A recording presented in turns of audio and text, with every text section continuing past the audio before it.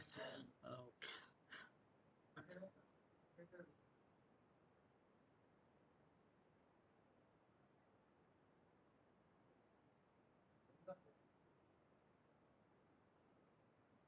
Okay.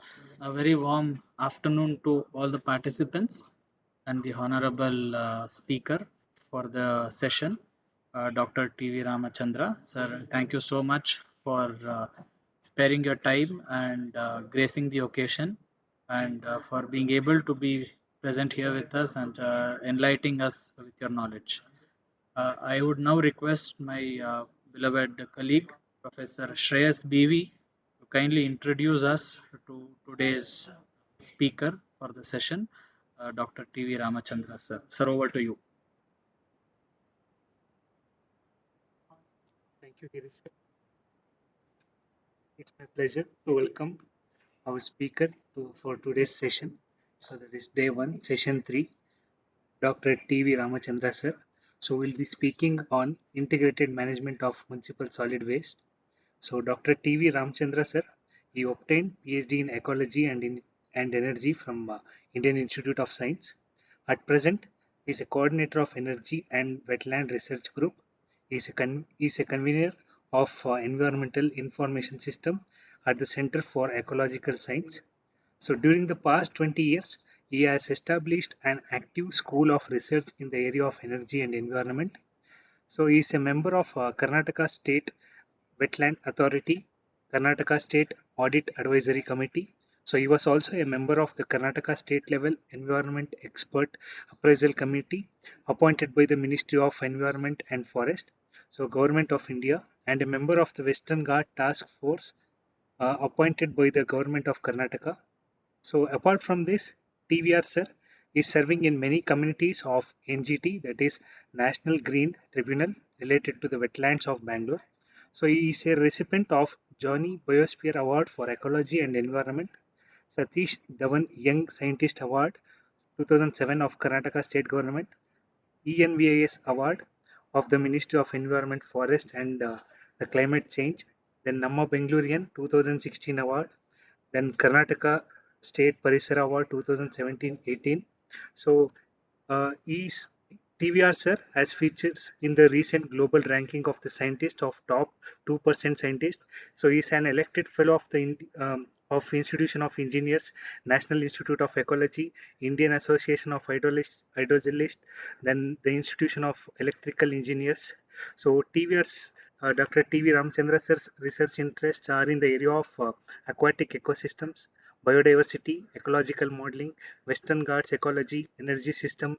So he has published over 328 research papers in the reputed peer-reviewed international and national journals, 69 book chapters, 333 papers in the international and national symposium, as well as 19 books. In addition, he has delivered a number of lectures at the national and international conferences. So his publication, Milking Diatoms for Energy, is a seminal work in biofuel research evident from the reports in Scientific American, BBC, etc. So, Sir has guided around 152 students for master's dissertations and 17 students for doctoral degrees.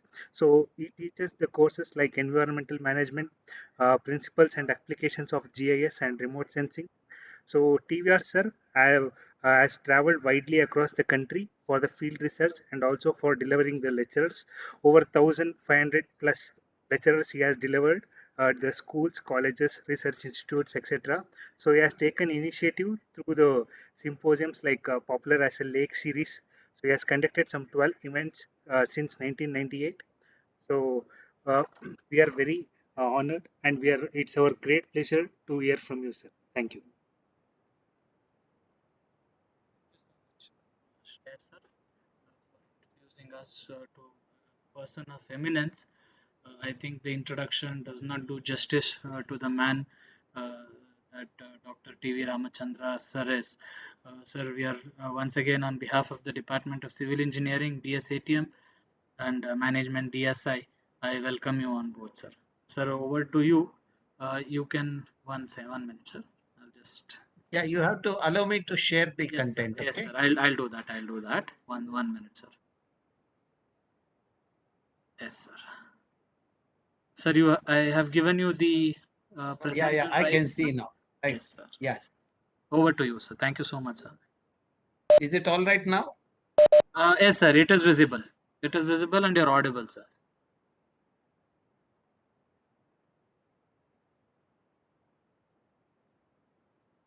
Okay, good afternoon to everyone. So I understand there are about 50 plus young faculty are listening to me today. I'll be talking about how to manage solid waste, municipal solid waste, and what are the gaps I'll be discussing in the today's presentation of 2 hours. So now, when we talk about integrated waste management, we need to learn from nature. See, if you want to be a successful as an engineer, if you learn from Mother Nature, probably you would be the best engineer on the earth. Now, to give a message on that, see, if you look at this slide, this is a simple food chain. When you look at this food chain, you will see the food is being manufactured or prepared by the green plant, eaten by the next level, and that's how the energy and material transition happens from one level to other level. And whatever is left in the system is getting converted into elemental form through the bacteria and fungi. We call them as a biodegrading engineers or a decomposers. Now, when you look at this carefully, you can also learn laws of thermodynamics. The energy and material transfer happens, and also there is a law of optimization or the entropy. That is where, see, the first message is that learn from Mother Nature to be so that you can be successful in your professional career. Oh, when you talk about solid waste management, see, my prescription are let us be sensible, wise, and responsible. If you are sensible and wise, then there won't be a waste problem in the society. Okay. Then of course there are legal norms are there, like solid waste management rule of 2016. Then we have the municipal solid waste management rule of 2000, then C&D rule of 2016. But all these rules are there in the rule book, but not being implemented effectively. That is because we have the nexus of consultant, contractors, engineers, and budding politicians. The today's budding politician as a councillor becomes a the land and the waste mafia in the city. See, then the segregation at source is one of the things. Then for the segregation to be effective, I've been proposing that we need to have an incentive-based mechanism so that everyone opt for the segregation. Then also we need to have a mobile van suitable to Bangalore lanes to collect the segregated and unsegregated waste separately. Then we need to have a processing at the decentralized treatment of waste. That means we can convert into compost and energy. See, what we need to do is we need to understand the constituents of our waste, and we need to have the technology appropriate for that. Sitting in Bangalore, thinking of the technology developed in the West, that will become a wasteful technology. So that's where the technology has to be based on the what are the constituents you are treating. Okay. Then the principle is reduce, reuse, recycle, and refuse. Then we need to have a sanitary landfill. That means as a faculty from civil engineering, you have a very major role in managing the waste in the region. Not only the Bangalore city, any part of the globe, you have a role to play. Whether it's a building debris or the solid waste generated at home. So the designing the landfill, all these are the job the where we need expertise from civil engineers. Okay. Now let us look at what does the rule of 2000 and 2016 talks about it. And it has been implemented in few words where sensible human beings are there. There are some words still not being implemented. Door-to-door collection, segregation of waste, then biodegradable waste shall be processed by composting, vermicomposting, or anaerobic digestion. This is what the rule says. But unfortunately, this is not being done. Okay. Then recoverable, non-degradable waste that should follow the route of recycling. That means the material which is supposed to be the recycle should not get into the landfill side or the disposal side.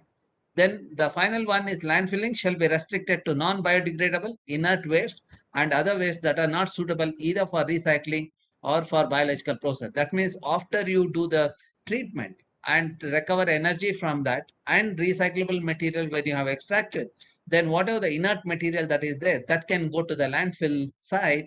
You don't require a huge landfill site if you follow these principles. But unfortunately, we do not do that. Okay. Now let's look at the construction and demolition waste management rules of 2016. See, this rule is being brought out in 2016.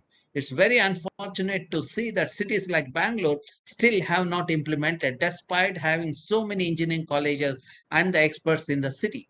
You know that what does the rule says? There are various categories, the duties of waste generator, then duties of collector, then the duties of local authority, like that, where I have just pulled out some of the points which are relevant for today. See, if you look at the waste generator, every waste generator shall prima facie be responsible for collection, segregation of concrete, soil, and other, and storage of construction demolition waste generated as directed and notified by the concerned local authority. Now, I see that many of the civil engineers who take up the construction work hardly follow this. They use the lake bed for dumping the solid waste or the building debris or the lake. Then the next one is generator shall ensure that other waste such as solid waste containing organic fraction does not get mixed with this waste and is stored or disposed separately. But unfortunately, this is also happening. If you look at the go to Mavallipura and our Mandur, you will see both the waste getting mixed there. So that means we are failing at the generation point also.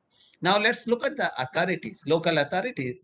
See, they need to have the, see, when you look at these points, they are supposed to have a the make sure that whatever the responsibility of the waste generator or the contractor is the implemented in true spirit.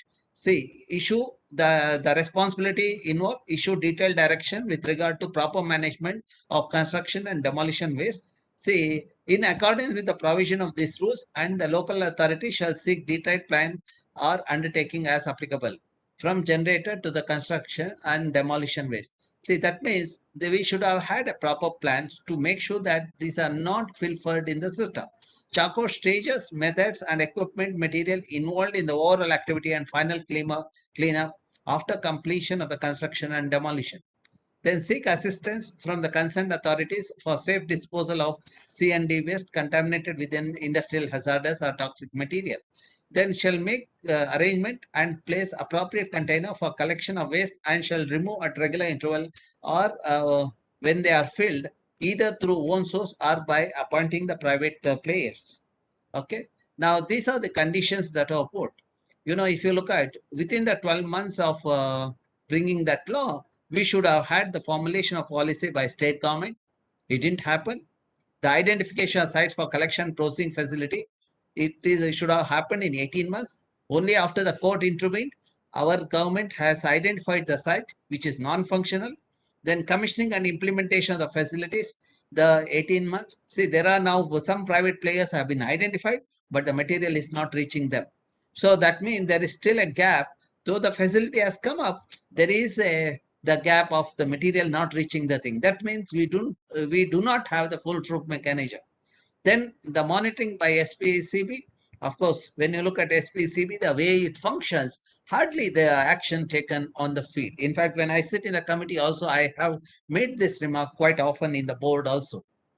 Now, the other responsibilities are local authority shall devise appropriate measure in consultation with expert institution for management of construction and demolition waste. That means, see, they could have taken the help of the expertise that is available in the city for managing the C&D waste. All the faculty from civil engineering, the faculty could be a good resource person for this kind of activities. Then shall create a sustained system of information education, communication for construction and demolition waste through collaboration with the expert institutions and the civil societies and also disseminate through their own website. Okay. Then the next point is shall make provision for giving incentives for use of material made out of construction demolition waste in the construction activity, including in non-structural concrete, paved block, lower layers of road pavements, colony and rural roads. Then criteria for storage, processing, or recycling facility for construction demolition waste and application of construction demolition waste and its product. See, when you look at this, there is a gap in the whole chain of the implementation. Okay. Now today's talk, after this, I just now deliberated on the rules that are there in the country, what we are supposed to be. See, why do we have rules? Rules is to ensure that they are implemented so that people have a better environment. But unfortunately, neither the people nor the society is worried of the better environment. That is where we see the gaps in the system. And today I will also take you to the Western Ghats for a few minutes. I show some of the why I am working in Western Ghats. I'll try to highlight that. Then I'll give some message that may take about 5 to 8 minutes. Then I will take you to the basics of solid waste. Though you might have done your UG, the solid waste, you might have done a module on solid waste. Then I will give a case study of solid waste management in India, especially of the Bangalore, and what are the gaps in society. Then also finally, I will talk about what is the society, the relevant science and research. One has to do that. Okay. Now, when I speak, I'll also be harsh on the certain section of the players. Please do not take it in a negative sense, because if you want to see the solution happening in the system, we need to identify the gaps. Unless the gaps are identified and if we plug it, we will not have the solution in the system. When we started talking about the liquid waste treatment in the city, when the way the lakes are being abused for letting the untreated sewage into the thing, that today you can see that there are many treatment plants have come up with a sustained effort because of sustained the criticism. Then at the end, I will take the questions and answer. At any point of time, if you have any doubt, you are most welcome to stop me so that we can discuss and then proceed further. Okay, now let me take you to the Western Ghats. When you look at Western Ghats, this is the region from Kerala to Gujarat. When you look at this region, it extends from Kerala to Gujarat. The latitudinally, it extends from 8 to 22-degree latitude. As a civil engineers, I am sure you all remember what is latitude, longitude. These are XY coordinates. So now, when you look at the area covered by the Western Ghat, is only about 5% of the India's geographical area. Why the Western Ghats are important for us? The Western Ghats have the river, which are perennial. Because of this perennial river, we have water. Because of this water, we have the food security in the peninsular India. That means the food and water security is provided by the Western Ghats. That's where we need to protect the thing. I'm talking about the region which has to be conserved, which is only the 5% of the India's geographical area. See, I have kept the remaining 95% for the development. But unfortunately, all the so-called corrupt fellows, they come up with a theory saying that for development, we need to cut the trees and all those things. We can have the development and also have the conservation provided with this, we think sensibly. That is where faculty with the adequate knowledge will certainly help in that regard. Now, let me take you to the Western Ghat. This is the region where I work. And when you look at this Western Ghat, let us look at the diversity of plants and animals. When I say diversity, that is different types of plants and animals. You would have seen mango. There are varieties of mango that constitute the different species. Similarly, you would have seen banana. There is a variation across the varieties. You might see the Kerala banana, then Karnataka, Nanjangud, like that. See, when you look at this, the variety, that refers to the species. Okay. Now, when you look at the way the species occur in the Western Ghats from Kerala to Gujarat, if you see that latitudinally, when you look at the number of species are higher in a region corresponding to 8 to 14 degrees. This this corresponds to Kerala and Karnataka part of Western Ghats. Why do we need diversity? You all know that diversity will give you the diverse food and diverse medicines. Now, recently, all of us struggled because of the COVID. Now, if you look at the way the COVID has affected, in the villages where the forests are native with the diversity of plants and animals, those villages didn't face the COVID problem. The COVID was seen where the environment was in a poor state. So why did the people in those regions didn't face the COVID? That is mainly because the kind of food they were taking were all nature based. Unlike us sitting in Bangalore getting some junk item through the Amazon, they were getting the nature friendly items from the forest, nearby forest. There was a diversity in the food what they were taking. Because of that, they had immunity. So that means the immunity is given by the diversity of plants and animals what we consume in our day-to-day life. Okay. So now when you look at the nature is always in balance. When you look at these plants, they all are competing for solar energy. They are getting the food. You see that there is a law of optimization also is happening. Everyone is getting the food, and optimized energy transfer is also happening.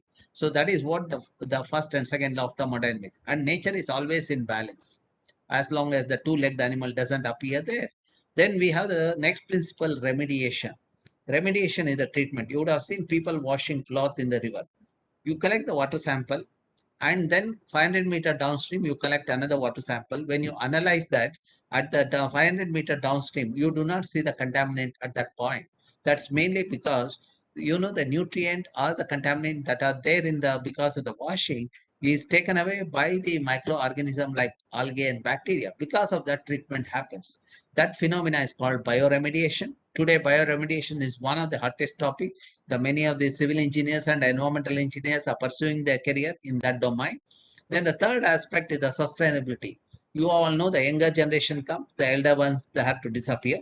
So that because of the renewability through the younger generation, you have the sustainability. If you heard the sustenance or the renewability of the system, then we'll have the problem of the non-sustainability in the system. Now, when you have the holistic the environment, you will have the holistic health with the harmonious state of mind, body, and spirit. When you look at the people staying in Bangalore or Mumbai or a thing, you see the higher instances of depression, then drug and all those things. That is mainly because you see that the kind of the environment there, when the people are exposed to the contaminants or the contaminated air or water, naturally they have to go they seek this one through the some other means. That's why they undergo the depression, etc. So the message here is, if you want to be healthy, your environment has to be healthy. Okay, now look at the environment in Bangalore. You see that in this environment people might earn 200 to 300 rupees a day through collecting the forest product, etc. Whereas here, a lady is struggling who is in the age group of 20 to 30 is struggling to earn this one. She might get only 20 or 25 rupees a day, which is not sufficient for her to run her family nor her own food. And these are all the hallmarks of the city which has been wrongly managed, because of wrong management due to poor planning. There is no people have not looked at the data, and they have just gone on with ad hoc approach. When I sit in some of the committees, I see how these some of the faculty who come as expert member do not even have the common sense when they address some of the city's problem. Okay, now these are all the some of the problem we are facing: inadequate infrastructure and basic amenities, loss of green cover, lack of safe and efficient transportation. Then urban sprawl is happening, urban heat island is there. Then we have the diseases like dengue, the chikungunya, then respiratory disease, kidney failure, cancer, etc. And of course, these are all because of the fragmented the governance. Okay. Now, we talk about development which is sustainable. As I understand, sustainable development means if I ensure clean air, water, and environment to our children. If you ensure what you inherited, if your children enjoy, that means you have ensured the sustainability of the resources. That is the development we should have. So the sustenance of natural resources, for that to happen, we need to have sensible citizen with a green lifestyle. When we have this such a people in the system, you will have security, survival, and peace in the system. Otherwise, there would be conflict in the system, as it is happening in the neighboring country, Afghanistan's today. Now, let us try to look at some of the concepts so that maybe you can also practice that. When you do that, probably you will also be healthy and you will also be conserving the water. Now, as an engineer, as a practicing engineer, I'm sure you know the worth of the water. When people come up with the thing, they will talk about leakage in the pipe and all those things as a serious concern. But if you can look at from the source angle and understand the subject, probably our way of thinking of the subject would be something different. I would say that the day when you have healthy diet, you are also reducing the water footprint. Now, what is this healthy diet I'm talking about? That means having more of pulses. If you have more of nuts and dals, etc., that means you are having healthy food. Now, what are the advantages? Now, it helps in the weight management. Sometimes when you look at some of the colleagues from the academic institution, they are obese. That's mainly because the kind of food they take and the kind of sedentary life they lead. And also it helps in optimal brain functioning. When you have a healthy diet, the brain functions. As an engineer, you need your brain to function properly. So unless you are working in government institution and signing like a clerk, being an engineer graduate, it's very sad to see some of the institution where I have gone as expert member. I see some of these engineers have reduced to the clerk. Consultant does the design. This the clerk, so-called the sophisticated engineers who have become clerk, they just sign the paper. So that's where the problem is. Then the food what we take is also good source of vitamins and minerals. It reduces the risk of cancer, helps in digestion and boost metabolism, and prevent the cell and gene damage. And also you would have seen the sprouted lentils. When people take it, helps in the muscle generation. And also it helps to control the diabetes and lower the blood pressure. To give you an example, one of my colleague who was a director of the place had the blood pressure and sugar because of the job what he was doing. But after retirement, he changed his food habit.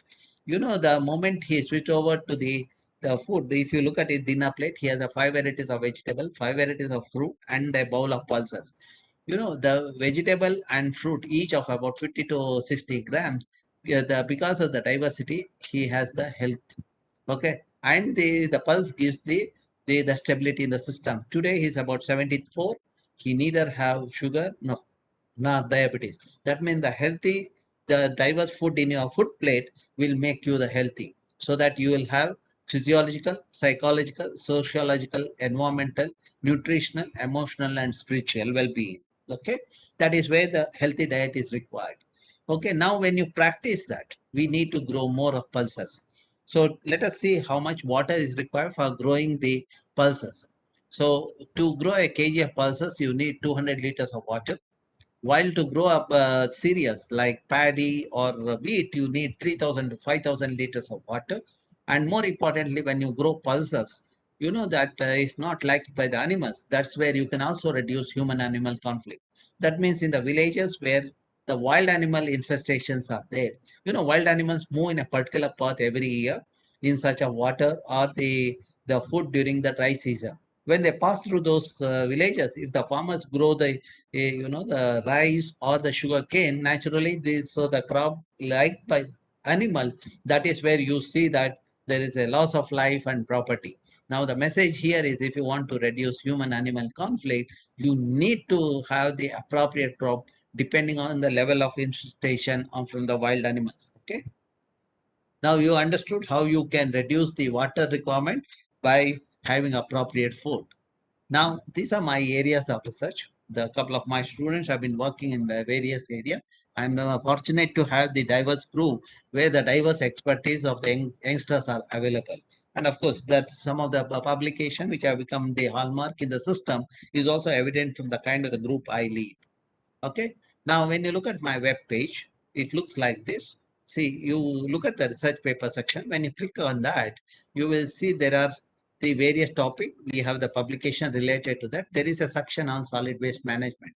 As far as today the talk is concerned, most of the material what I'm talking today is available in this section. And these are the publications that I have put up in the website. You can have a look at it.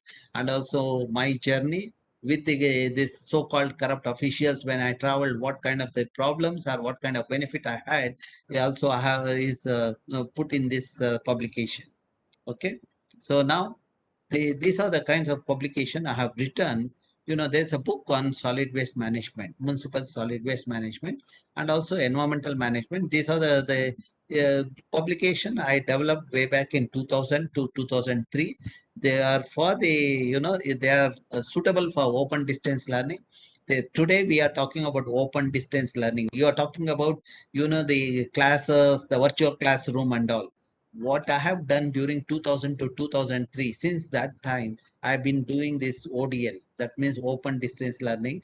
For that, I had developed the course materials, on environmental management, municipal solid waste management, the ground and the soil pollution, this one. Then other module was developed by Professor Mahajan of the IIT Mumbai. And then the water and wastewater treatment is done by the NEERI.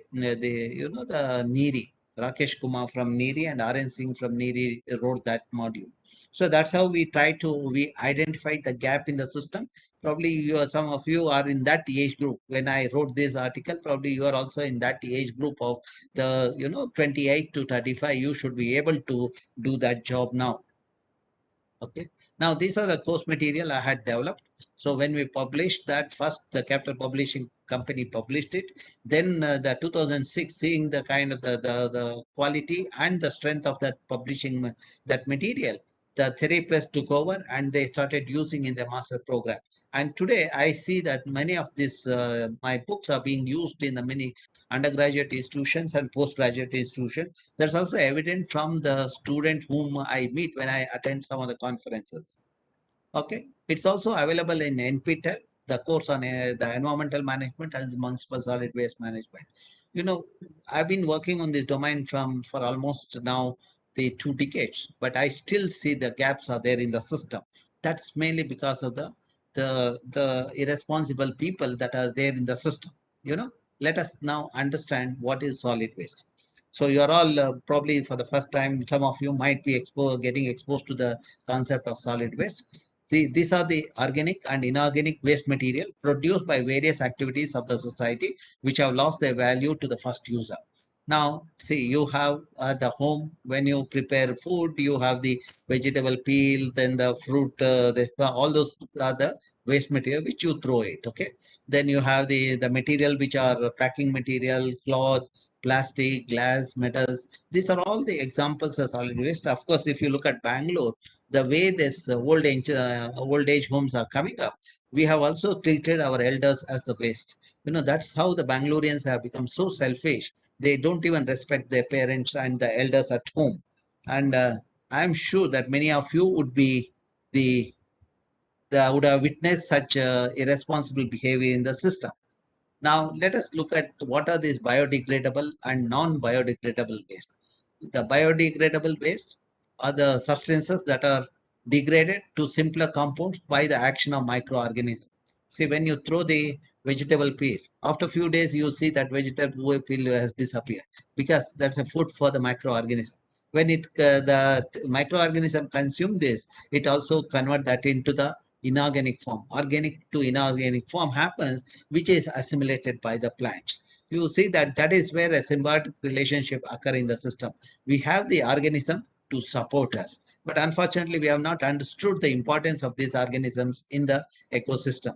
This type mainly consists of waste from various households containing organic matter like leftover food, vegetable and fruit peels, the paper, wood, etc. Then we have non-biodegradable waste, which consists of inorganic and recyclable material like plastic, glass, cans, metals, etc. Then we have hazardous waste, like you would have used the penthouse cell, etc.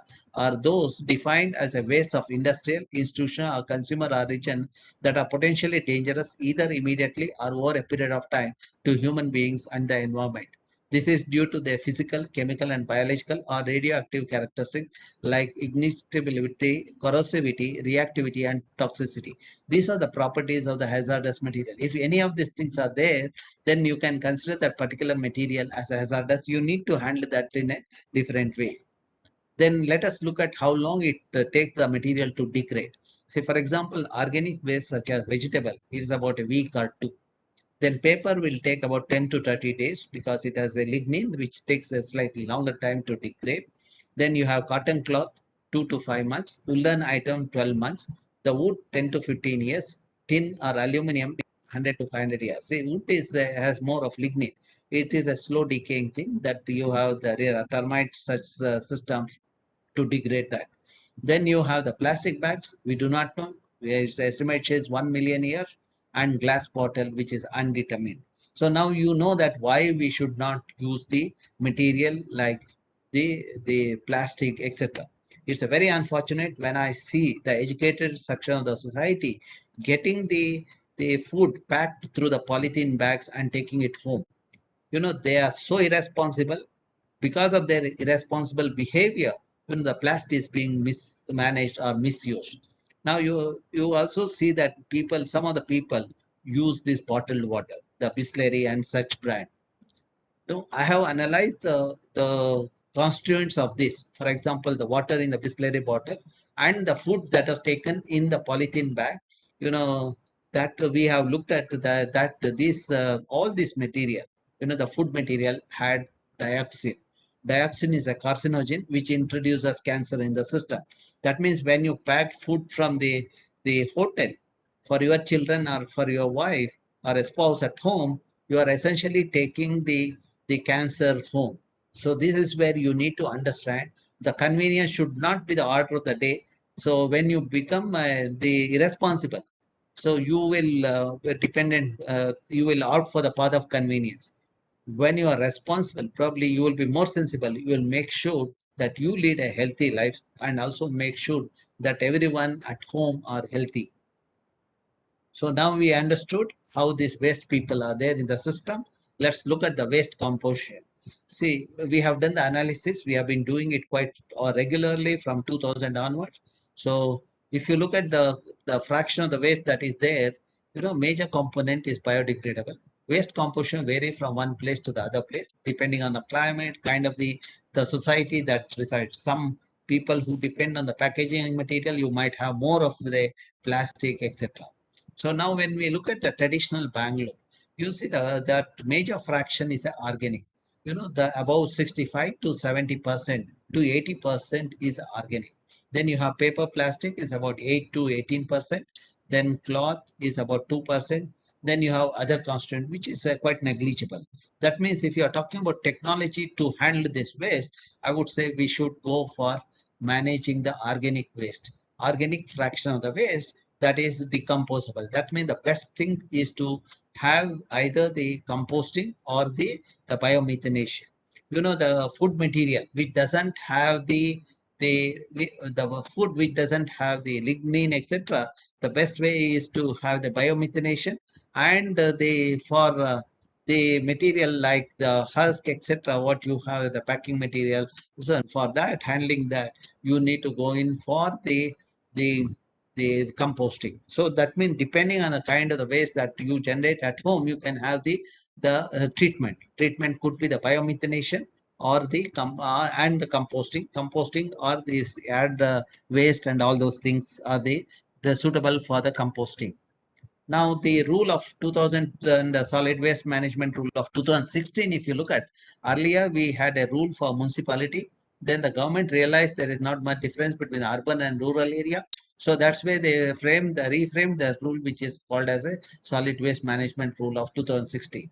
It says that let us treat that, let us segregate, let us have the least organic material going to the landfilling site. That was our agenda. It's almost 5 years. Not much has happened in the system.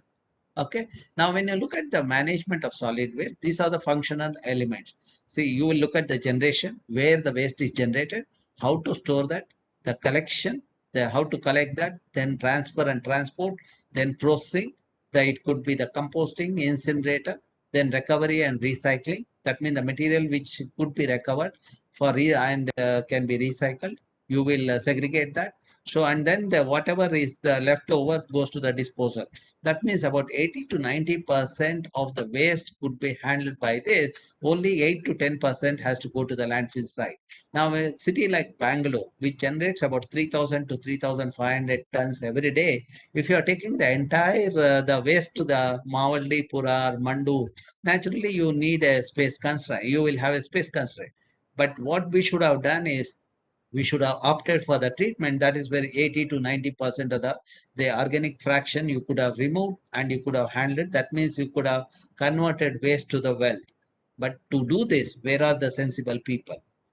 We have given the city to the mafia of the land and waste. That is where we see the mismanagement happening in the system.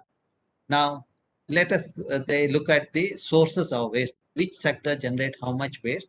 Now, we have looked at the sector-wise, the house, then street one vendor, then the hotel industry and the grocery shops. So you have the domestic 55, then you have the 55% is by the domestic and market is 15%. You see that 70% of the city waste has the organic composition. Okay. Then this gives the waste storage. These some of the container you would have used in your office or at home. The it is takes place at a time of waste generation. There are different types of waste storage container depending on the there are segregation, and people have done it. When you are a child, you would have followed this practice of segregated waste, but as you grow up, you would have switched over to single container. You are mixing the both the types of the waste, the organic as well as inorganic. Okay, now this is at community level. These are the bins that are at community level. You will see the waste are littered surrounding the bin than it is getting into the thing, because every one of us will try to throw the waste in the from the far off place. Then we also introduced this door-to-door collection. You would have seen under Swachha Malleshwaram program. This was introduced for the first time in the Bangalore. In IISc, way back in 2006, I have introduced in the campus. We have the this one waste collection, door-to-door collection. So it has also helped the families, so that families are happy, especially the women at the home, who have to manage this thing. They are quite happy with this kind of introduction. They do not mind segregating the waste and giving the segregated waste. You will see that the problem comes only because of the about 10 to 12% of the irresponsible people. To share an experience, when my student was doing the analysis, we have to go to the home to find out how much waste is generated. And this, we asked the people to segregate and give the segregated waste. One young man refused to do that. He said that I will give it in whatever fashion. Then you, if you want, you take it. Otherwise, I know how to dispose it. See, these are the kinds of the irresponsible people we have. He must be in the age group of about 25 to 28. And what he had done is he has put chappal. Above chappal, he has put shaving cream. Then above that is the rice. When we saw the thing, we felt so bad how irresponsible people could be in our country. Okay. Now this is the waste collection. You would have seen the remarkable work done by the Paura Karmikas. They do the door-to-door collection or community bin collection. Okay. Door-to-door collection usually encourage for source segregation. In some of the places, these women play a decisive role in ensuring that waste is segregated. In fact, they refuse to take unsegregated waste. Then collection depends on the number of container, frequency of collection, types of collection services and routes. Then you would have seen that waste, segregated waste, come to the collection vehicle. See, this is where there was a gap. When we did an auditing of the thing, we noticed that whatever the segregated waste, when it was getting into the vehicle, it was getting into the vehicle without a compartment. It was getting mixed. So that's where we intervened and told the government what needs to be done. That's where we said that there should be a partition to collect the segregated waste and unsegregated waste, or we should have two vehicles to collect the segregated and unsegregated waste.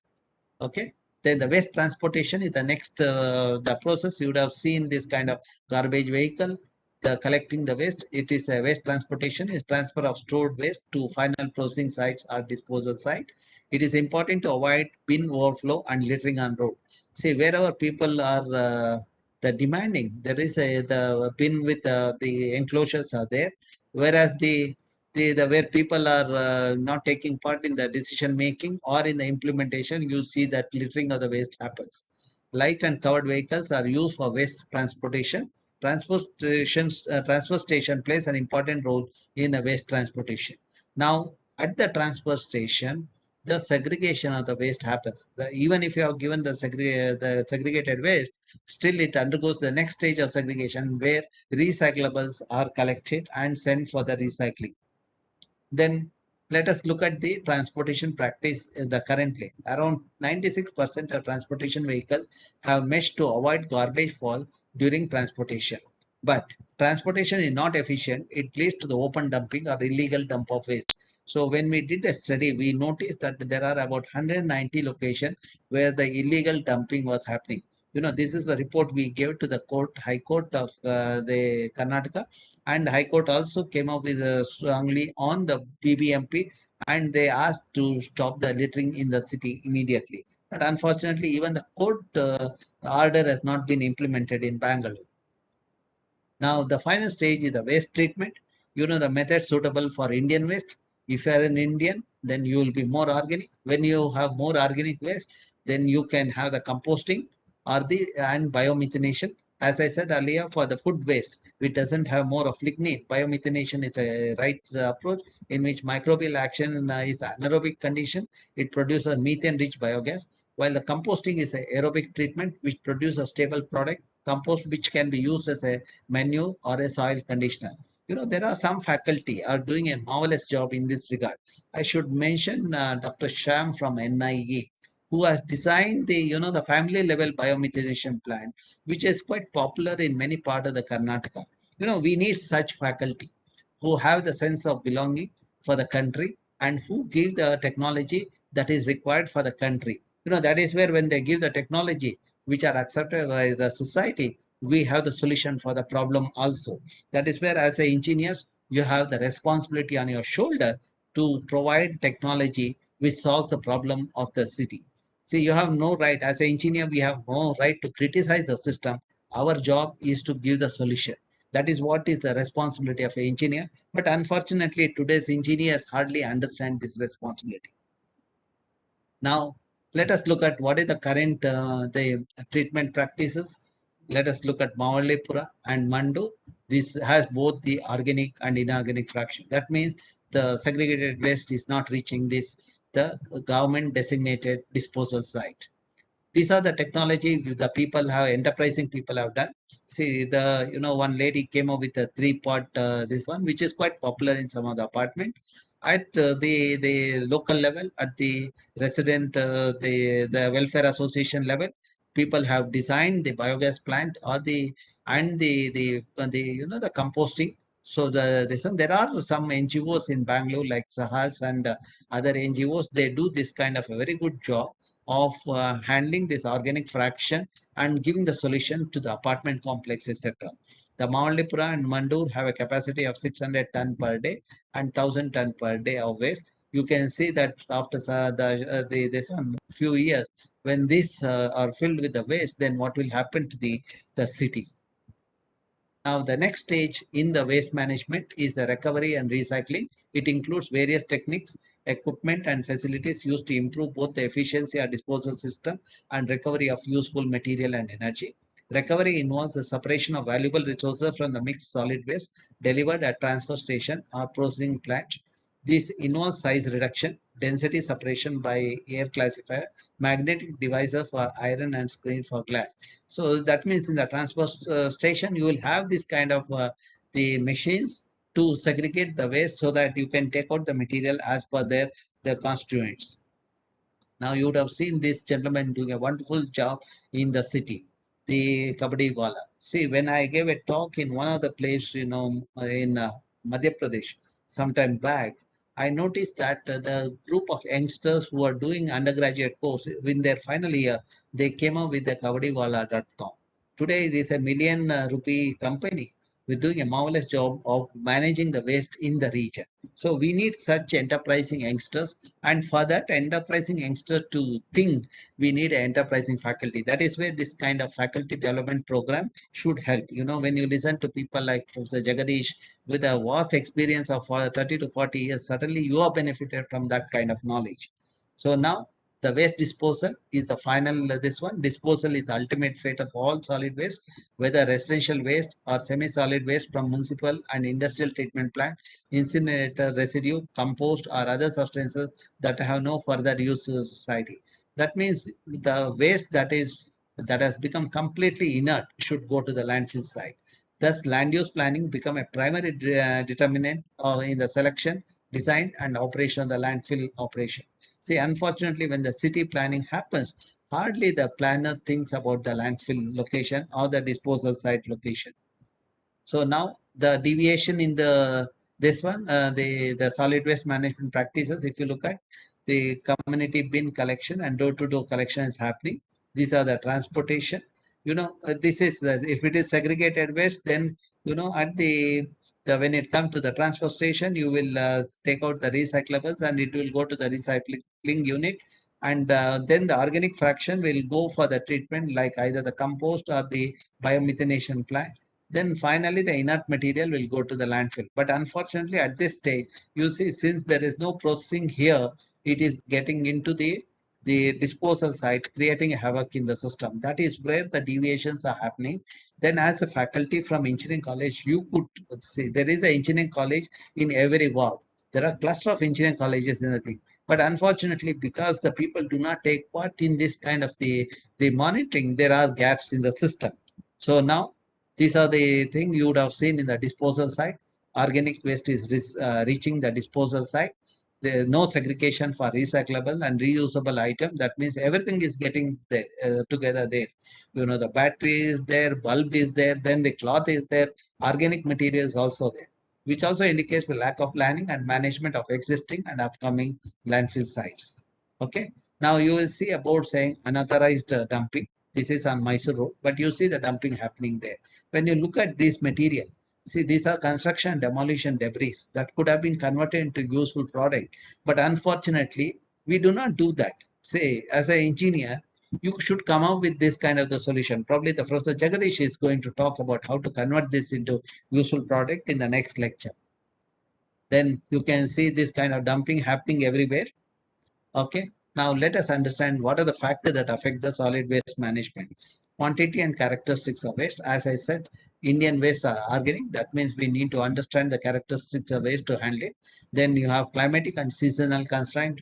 Depending on the climate and the season, we have the various fruit and vegetable getting into the market and various kind of food that comes to the thing. And also during monsoon, you have the constraint of the rain, etc. Then physical characteristics of the urban area. So that's where the city planning should take into account the topography of the region to do the routing of the vehicle, etc. The vehicle without the load should climb the hill, while with the load it should come down. But unfortunately, it happens the other way. Then financial and foreign exchange constraint. Then we have cultural constraints. Some people don't like to have the bin near their home, but they do not mind having it next to their neighbor's home. So these are some of the constraints we face in the thing. But of course, now the solid waste management rule says we should not have the bins. We should have door-to-door collection. That is where everyone's this one is respected in the process. Then management of technical resources.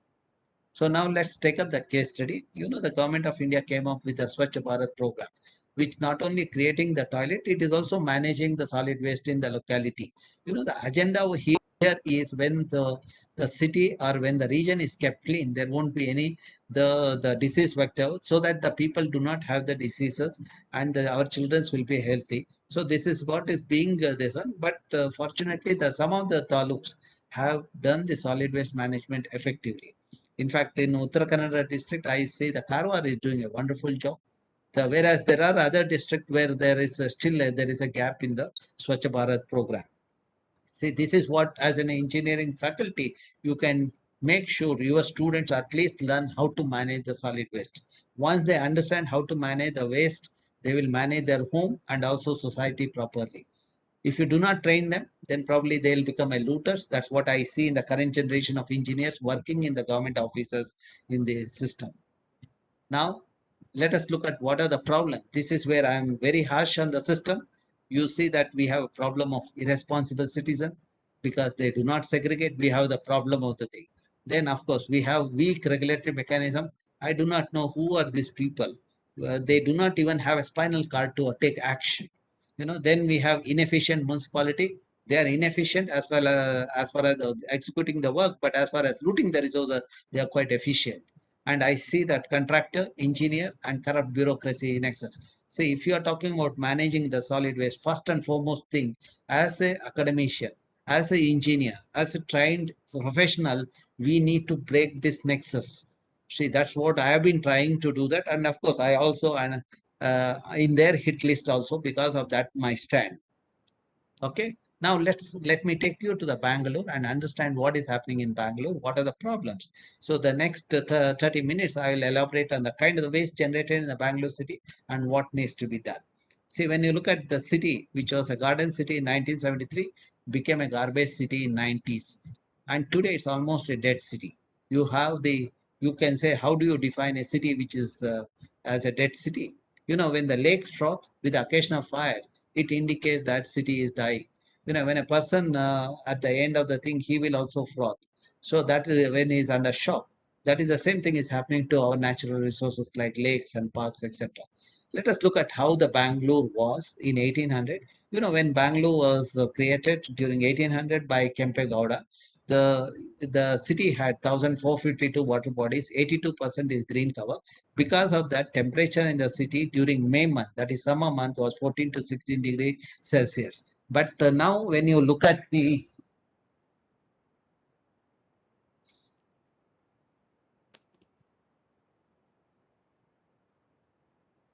But now when you look at the city, we have reached 34 to 38 degrees Celsius. Okay, that is the problem. And if you look at the kind of so today we have 193 lake as against 1,452 water bodies. When I talk about 1,452 water bodies, it is in the current spatial extent of Bangalore, that is the 740 square kilometer. And today we have only 193 lakes, and less than 8% or 6% is a green cover, and you see the garbage littering happening in the city. Now, how did we analyze this? See, the earlier when the rulers were there, these are all in the historical maps and gazetteers. And today, the rule by different kinds of people, you see that you are experiencing what is happening in the city. Now, the mismanagement in the solid waste, as I said earlier, we have the nexus, irresponsible Aam Aadmi, there is no segregation at source, inefficient BBMP, that is where we are not ensuring that proper management of the waste. Then they are driven by the contractor and the corrupt politician. And of course, the root cause of all this thing is enterprising youth is missing in the system. Now, this is the serious problem. As a faculty in engineering and science, our responsibility is to have the enterprising youth.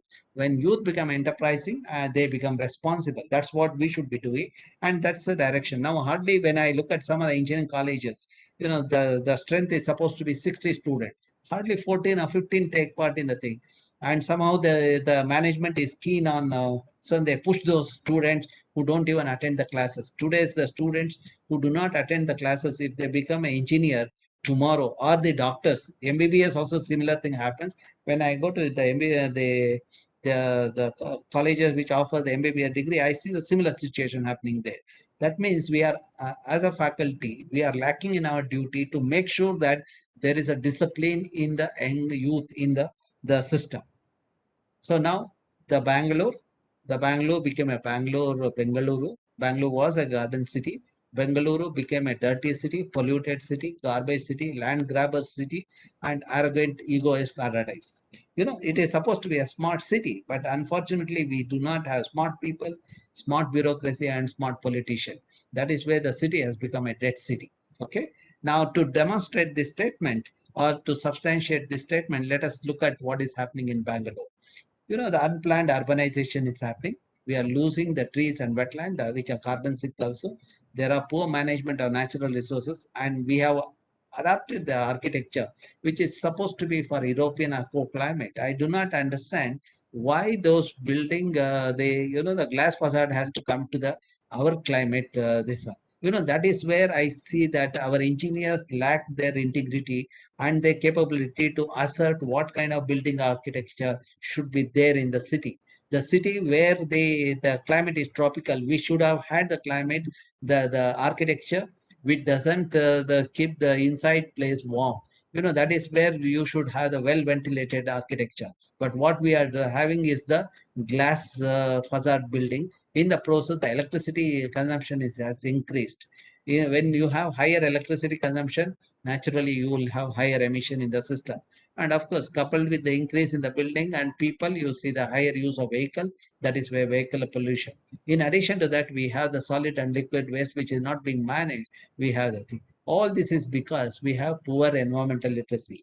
The person might have a BA or MBBS degree or a PhD, but when you look at the environmental literacy, he or she would be very weak.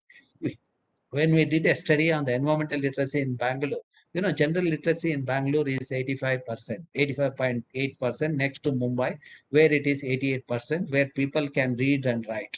When you look at environmental literacy, which is related to condition of the natural resources, the water, the milk, etc., when we ask this question, hardly 3.5% of the people are environmentally literate. That means in a sample which we carried out in some of the wards in the tradition of Bangalore, we saw only 3.5% of Bangaloreans are environmentally literate. That means 96% are environmentally illiterate. That's where we have the problem of poor environmental condition in the city.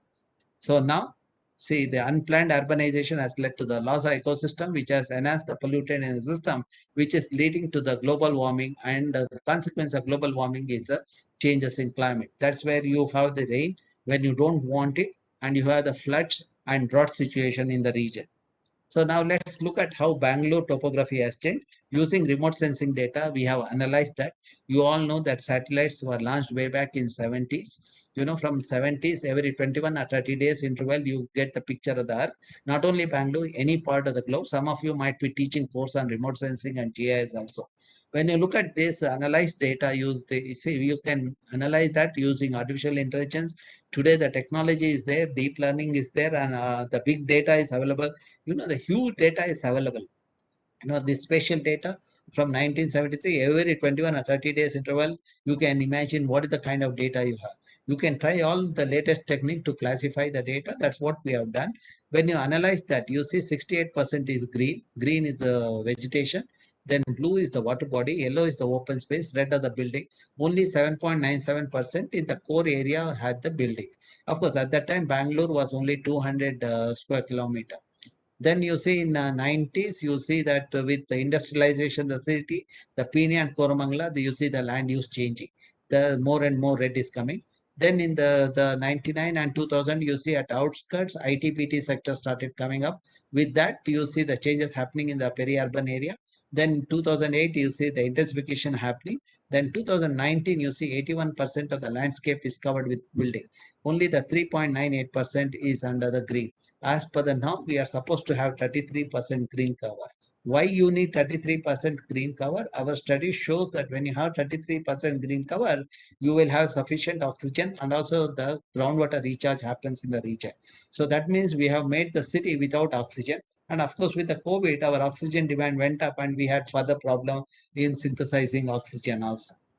Okay. Now let us see how the changes happened. This is 1973. The 68% was green cover. Because of that, city was called a garden city. Then 92, with industrialization happened in Pune and Koramangala, changes happened.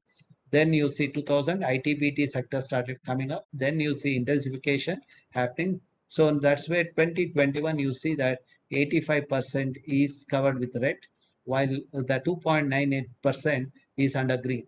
When I look at the environmental literacy in the city is about 3.5%. Probably that is why we have the green cover of 3.3, less than 3%. So which is directly correlated with the environmental literacy in the region. So that's where I wrote an article saying that Bangalore is becoming unlivable or a dead city. Of course, all the media reported our work, but after that, again, the city is back to the same situation. But recently, the new chief minister talked about maintaining the greenery and making the Bangalore livable city. Okay. Now, these are the lakes that we have lost, the red ones. See, that is the thing. You see, now only 193 lakes are there in the city.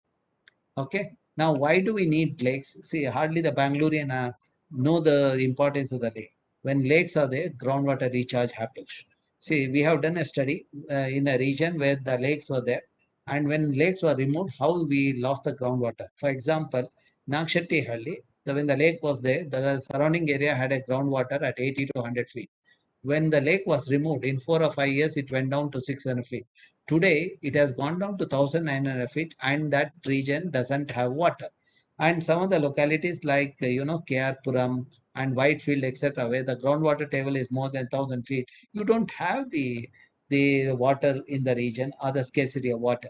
And of course, when we rejuvenate the lake, the groundwater table has improved. That is the case we noticed in Saraki Lake, Jakkur Lake, Rachinali Lake, etc. Okay. Now let us understand the science part of it. When we pollute the catchment, how it affects us also we'll understand. See, we have deployed the sensor to understand how much water goes to the underlying layer during the monsoon. And also we have measured how much water moves laterally to the lake or river during the non-monsoon. See, when monsoon rain happens, as a civil engineer, you need to understand the importance of having the vegetation in the catchment area and in the floodplain. See, when the catchment area or floodplain has a native species are diverse. When you have diverse native species, the soil microorganism also become diverse. When soil organism become diverse, they make the soil porous or permeable. When it rains, the water percolates because of the porous or permeable soil, and it fill this zone, which is saturated zone. Then it fill the vadose zone. As a civil engineer, I don't have to go get into the definition of vadose, saturated zone, etc. So we have quantified how much water goes in the underlying layer, and we published this article in the current science in the May month of 2020, that is last year. So then the monsoon, you have rain, because of that water is there in the lake. Then after monsoon, the water that is stored in this region, Vado zone, comes to the lake or river for the next 4 months. During summer, the water that is stored in the saturated zone come to the lake or river. That's how you have next 3 or 4 months of water. That's how the lake become perennial when you have the recharge in the catchment area. Recharge can happen only when there is a vegetation, that too of more than 40 to 50%. Okay. Now, when we convert into the concrete jungle, nothing goes inside. That's where the lakes have become a dry in most of the places. That is where it has helped some of the corrupt politicians to grab this lake bed, saying that lake is dead. Lake cannot be dead because when it rains, there is some amount of water get percolated in this region. So now when the catchment also has other activity, when the water gets in, the pollution of the thing also happens. Okay. Now let us see how many trees are there in Bangalore. Some of you would have read my article. This is my campus, IIC campus of 400 acre. Using GPS, we mapped each and every tree. We linked that with the remote sensing data. Similar exercise we did in couple of words. That's how we collected training data. So that means each location, what kind of tree is there, what is the age of the tree we know. Then using remote sensing data of better spatial resolution, we extrapolated for the entire Bangalore. Now the Bangalore is 740 square kilometer. We have about the 1.5 million tree for the population of 9.5 million. That means for every 7% there is one tree. You might ask how many trees we require. See, you all know that trees give us the oxygen. That hardly few people remember that. During photosynthesis, the trees takes away the vegetation.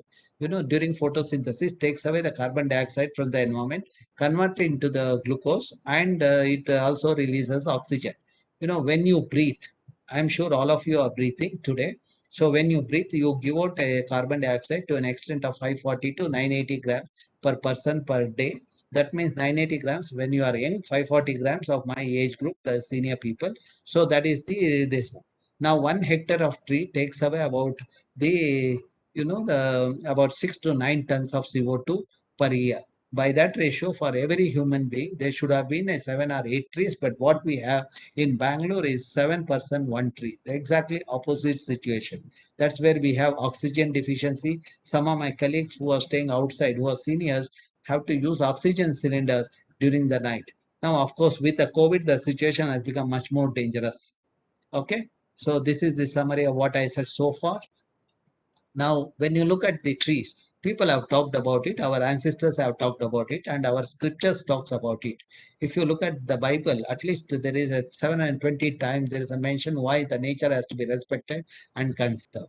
Similarly, if you look at Quran warns us of the imminent the war if we pollute the water body. That's why to bring the awareness in the public, they have introduced a system. When you visit Dargah, you need to have the feet and fingers washed with the clean water. That's why in Dargah, invariably you will see a well. You have to collect the water from the well and wash your feet and fingers before you enter the Dargah. They thought that when you practice in Dargah, you will also practice that in the community and at home. Unfortunately, we have forgotten the essence of the Quran. But what we talk about the Quran of today is the Shariat law, which deprives the equal right for the women and underprivileged people of the society. When you look at our own literatures, even Masya Purana talks about the linkage between the trees and water bodies and the humans. See, for example, if you have a well at home, you are wealthy because you have enough water. 10 wells are equal to one lake, 10 lakes are equal to one reservoir, 10 sarovars are equal to one child, and 10 children are equal to one tree. That means benefit of having 10 children, you can have it by planting and nurturing a tree. So now I'll put it other way. When you are a practicing engineer, when you are in a PBMP or other agency, when you cut a tree, every cut of a tree, you are murdering your own 10 children. You might say, no, I don't have 10 child, but I have only one. That means other 9 also you are eliminating by cutting a tree. That is where you need to understand your responsibility and minimize the such kind of foolish decision of removing the tree from the system. Okay. Now, if this situation continues, what happens? Let us try to understand. You know that there has been 1,055% increase in the concrete area during 1973 to 2019. We lost 88% vegetation, 79% of the water body. If this trend continues, the 98% of Bangalore would be concretized by 2025. That means only 2% will be under lakes and the park, etc. So that's where I said enough is enough. We need to decongest Bangalore.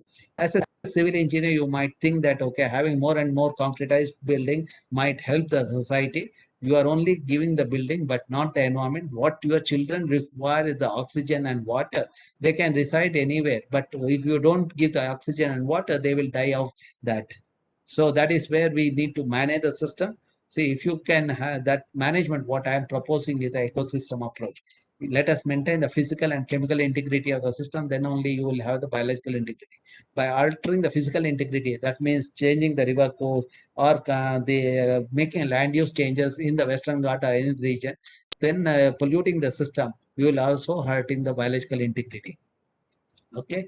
Now let us learn from the history what happened. For example, Easter Island, people thought, people like our rulers in Bangalore, they thought that land is available. They went on expanding the region, like Bangalore become Greater Bangalore, now Bruhat Bangalore, like that.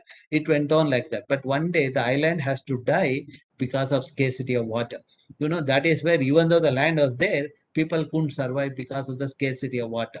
Okay. Then the next, this one, we need to learn from history is the last leg of Vijayanagara kingdom. If you look at the history book, you will see the last leg of Vijayanagara kingdom failed because of the removal of water bodies. They didn't know, the ruler didn't give importance to the water body. That's where the enemy rulers heated the water body and we lost the water. And in the process, the city also, the region died. So these are the two examples we need to learn. But today, when engineer or a politician is looking at the water body and removing the water body, they are creating the same mess what these rulers had done earlier. So now when you look at the water bodies in Bangalore, what is the thing? The solid waste is being dumped. You might be wondering why I talked about all these environmental issues. These are all linked issues. See, as a civil engineer, you are party to this also. See, the solid waste is being dumped here. People encroach the lake bed. Then you will prepare the plan and the architects will design the thing. Then you will see the Lakeview apartment coming up there. In the process, the builder and contractor might make a big money, and the people who take this building, they will not have a treatment plant and they will be letting sewage directly into the lake. For your information, this is Belandur Lake, receive 500 million liters of untreated sewage every day, which used to be untreated but now is partially treated. And those who are away, they are sending it through the tankers. This is where you see the industries and some of the apartments are sending through the tankers. I have the record of all this thing. And also the apartment which has come up, alpha, beta, gamma, and all these apartments, they are letting sewage directly into the lake. So that's how the lake is being contaminated or getting the thing, say, contaminated. See, when you put a solid waste in the lake, because of the organic fraction, the leaching happens, and then naturally the surrounding groundwater resources get contaminated with the heavy metal and nitrate, etc. Okay. Now the situation is lakes are polluted or abused.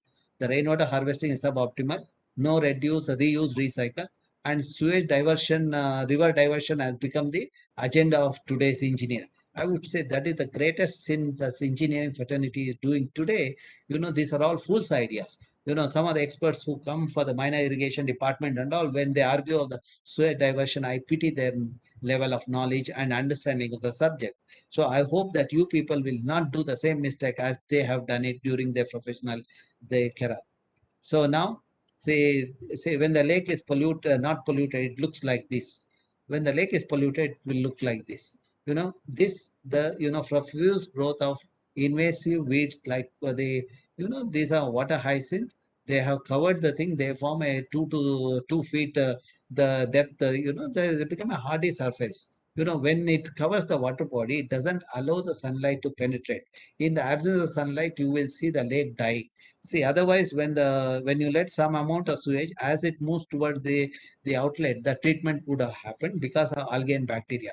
But now since the sunlight is not penetrating, there is no treatment happen. The sewage continues to be sewage. That's what we notice. See, when the lake is like this, you see that at the inlet sewage is entering, the DO is 0. But at outlet, it goes to 10 to 12. Whereas here, when the lake is like this, you see that DO level is 3 or 4. That means no treatment is happening, and BOD is also higher in that region. Okay. Now, when the lake is contaminated, you will see that there is no algae. Because there is no algae, zooplankton doesn't grow, and that's where you do not have the fish also. That means this is how it affects the people in the locality. Who are the people depend on the lake? The fishermen, washerwomen, and those people. Those people are get affected because of their livelihood is affected because of non-availability of the food and the fodder. So now it is also affecting the people in Bangalore and other parts. Let us see, when the lake receives the contaminant, every unit of contaminant get magnified in the fish to about 1 million times. So that is where we see that the contamination getting into the food chain. So now when you look at this lake, the people in the downstream also use there is an incoming call. I'll just attend 1 minute. Okay. Hello. How's it? I'm in the seminar right now. Can you call later? Okay.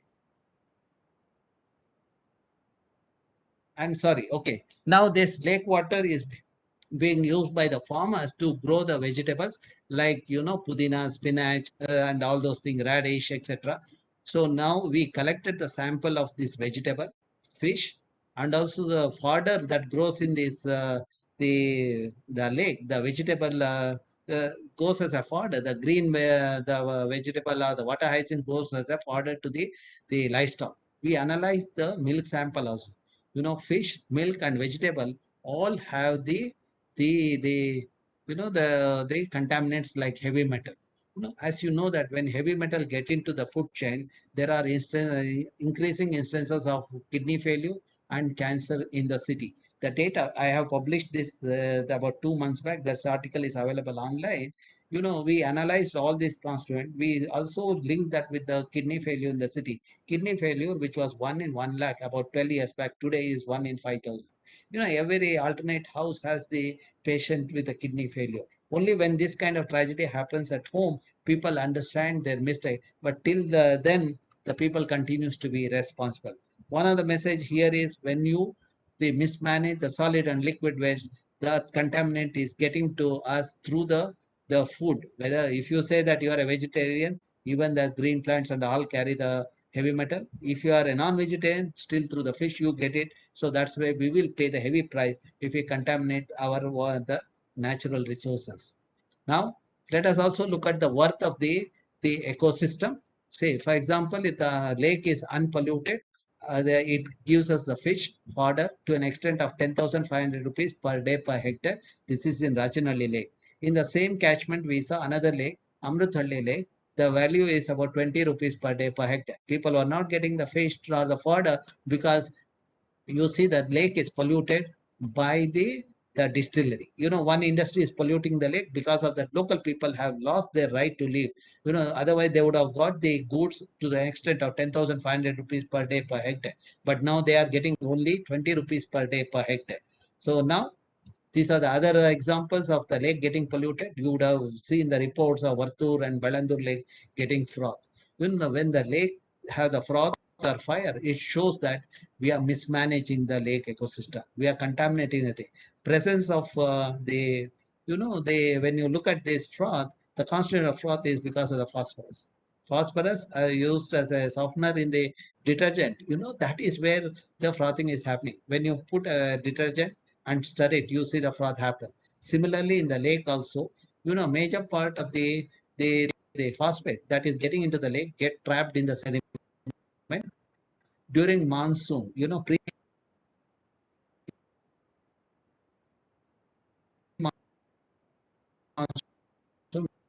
because the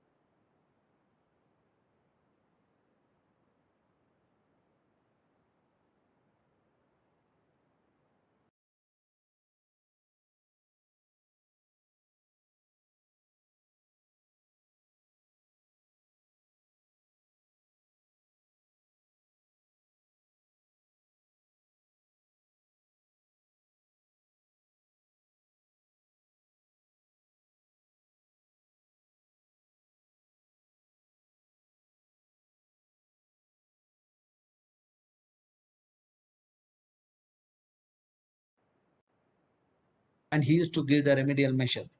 But we have current engineers in the system. They create a problem and take advantage of the problem. This will continue as long as we are passive in the system. That is where, as an academician, we need to raise our voice and see that with the scientific fact, we need to counter such illogical designs in the system. Now, let us also look at another aspect which is related to solid waste. When I proposed that Belandur and Vartu Lake has to be rejuvenated, desilting has to be done, the section of the people in Bangalore came up with a theory saying that, silt has no value and it cannot be removed and it cannot be transported. But of course, now we are removing it. Now, to tell them how much silt is accumulated, we did the bathymetry study. This is what your students can do. So, with the help of the defense, the MEG supported us. They came with a boat, and the defense personnel also took part in the thing. This is the Survey of India topographic map with the contour, and this is our sampling location. Then this gives the, using sonometer, we recorded what is the depth level. When you take a difference of the earlier depth with this depth, you will come to know how much the silt accumulated in the system. That is what we did. This is the amount of silt that is accumulated in Belandur and Vartu.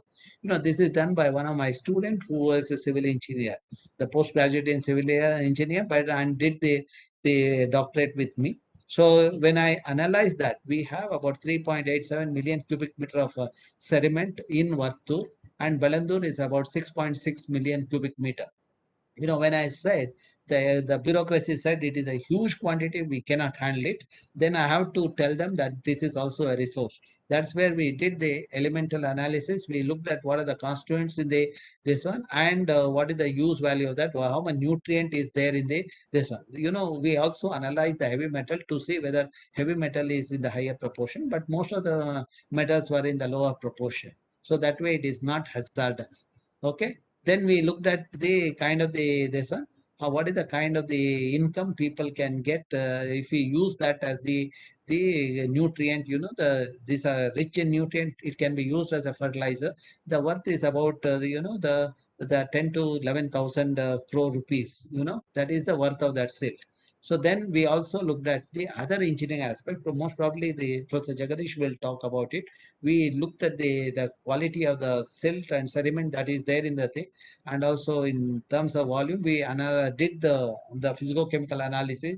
Then whatever the technology, whatever the instrument we used, my students used that, and finally we said that we can be converted into the bricks. You have the various kinds of the brick. Then one of my colleague also said that it can be the cut bricks can be the best option for the thing. When we did that, if we can convert into the bricks, that this is the kind of the revenue we could have: 1,400 crores from making the brick from the Belandur Lake, and 800 crore from the Vartu Lake. That means the 2,000 crore worth of this. And also we suggested that we need to have a processing yard close by so that we can they use that. But in the meanwhile, the farmers in the location have come forward. They are taking the sediment, and they are quite happy when they use the silt in their agriculture field.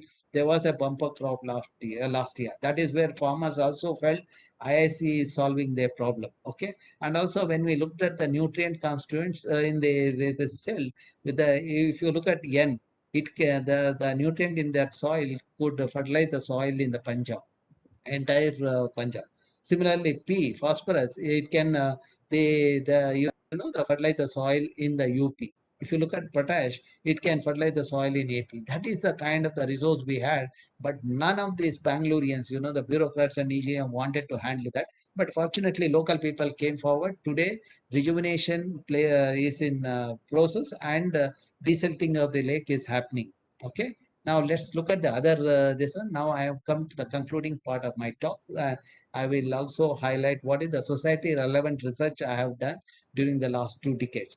Let us see how the temperature of the city is changing. The 92 to 2000 to 2006 and today. See, we saw what is 19 degree or 21 degree in 90s became about the 20 degrees or 21 degrees. Then in 2006, it became about 34 degrees. That is the kind of the thing which has a direct correlation with the land use change in the region. When you increase the pay surface in the region, there is a phenomenon called urban heat island. With that, the temperature in the region increases. To understand that, from the city center, we moved in 8 direction. We noted on the temperature profile. You see, wherever lakes are there or the parks are there, the vegetation is there, the temperature is 2 degrees lower. For example, Hebbal Lake, temperature 2 degrees lower. Then the Agra Lake, then Alsur Tank, Balandur Lake, then you can see Lal Bagh, even my campus, we have a good vegetation cover, temperature is 2 degrees lower. Okay. Then let us look at the carbon footprint in the region. We have the higher greenhouse gases due to indiscriminate disposal of liquid and solid waste. Then we have increase in vehicular pollution, the carbon emission due to building architecture. I have talked about it with the increased energy consumption and hence pollution. Then increase of pollution from industries due to number of industries as well as enhanced activities in the region. We have overall increase in the carbon emission with the changes in local temperature. The temperature in the region has gone up, which has led to the increase in the disease vector. That's why we have higher instances of dengue and chikungunya in the region. Okay. Now, when you look at the emission happen from all this activity, from domestic, transport, industry, agriculture, livestock, waste, and commercial and other sector. Livestock is quite minimal in Bangalore. Okay. We have looked at what is the quantity of the emission. When you look at this carefully, you will see the cities where the public transport is weaker, you have the higher emission from the transportation sector. For example, if you look at Hyderabad, the emission is as high as 54 or 56%, while the Bangalore, it is about 44%. In both these cities, the public transport is weak.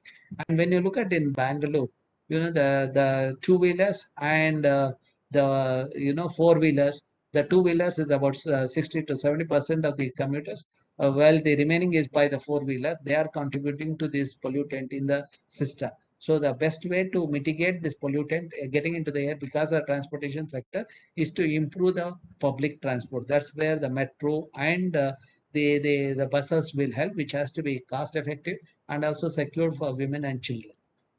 Okay, now let's look at the waste being mismanaged. This gives the last part of my talk. So as I said earlier, we have the higher proportion of the fermentable or organic fraction of the waste. That means we need to go in for the composting or the biomethanation for the Bangalore. It's not any other technology. You cannot talk about plasma or incinerator for the Bangalore waste. The best option is to go in for this one. That's what the data of Bangalore shows. Okay, and these are the various the path. You can have the biomethanation at individual household level. You can have this kind of the thing. Either you can also contact Dr. Sham in NIE. He will also provide his he has used the whatever water tank you use, unused water tank for generating a biogas at home. So the similarly the composting technology, window composting and other technology also in place in at a community level.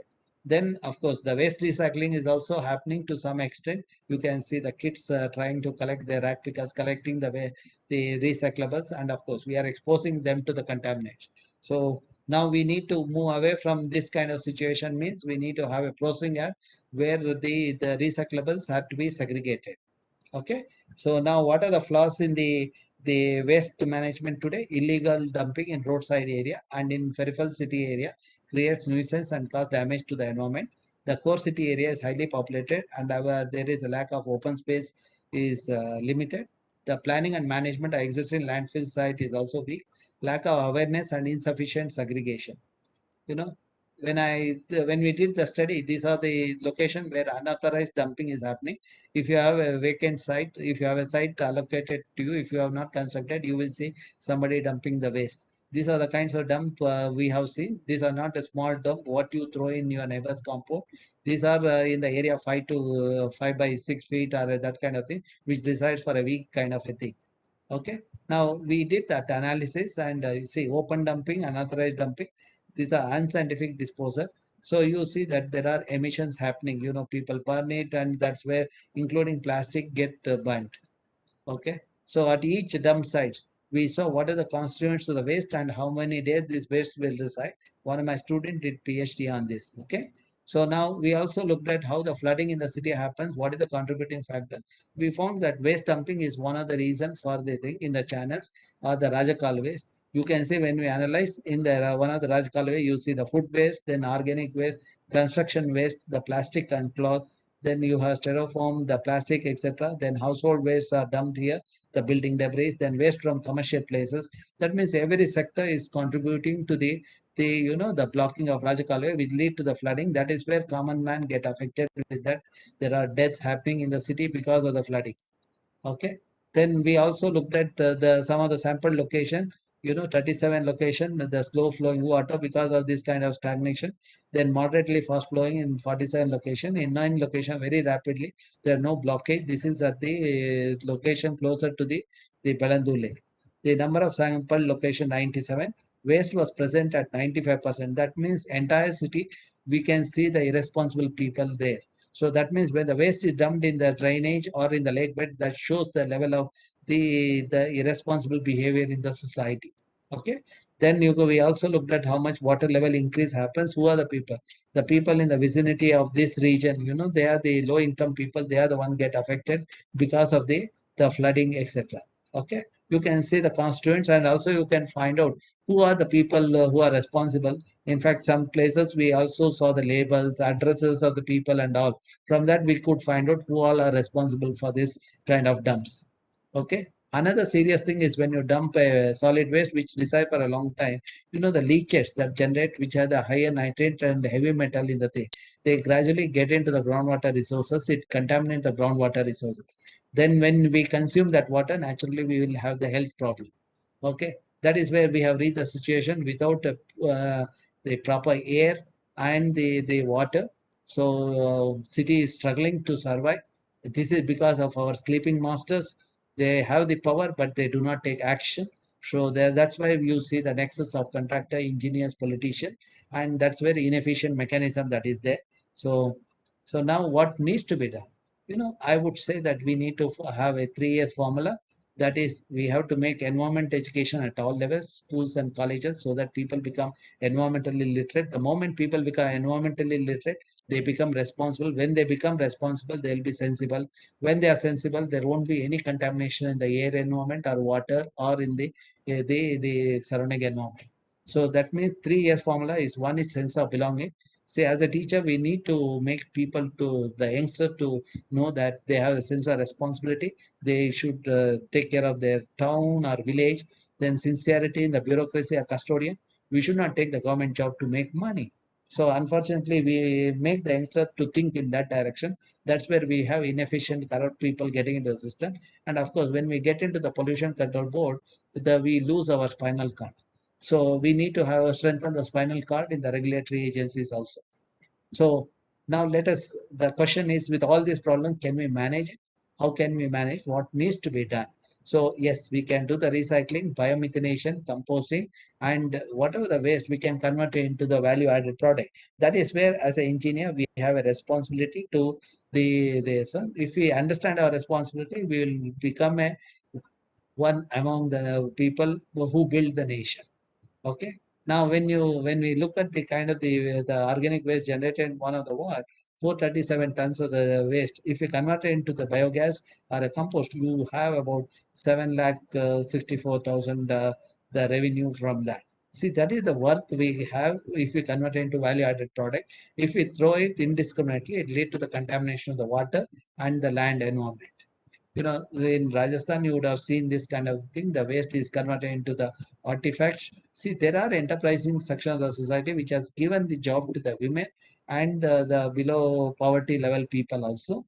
So then let us practice this one, the 5R formula: reduce, reuse, recycle, responsible, and refuse. When you are responsible, you will practice that. When you are irresponsible, of course, you will find fault with each of this concept. Okay, so that is where, as academician, our responsibility is to create awareness so that we can have the waste reduction and segregation at so.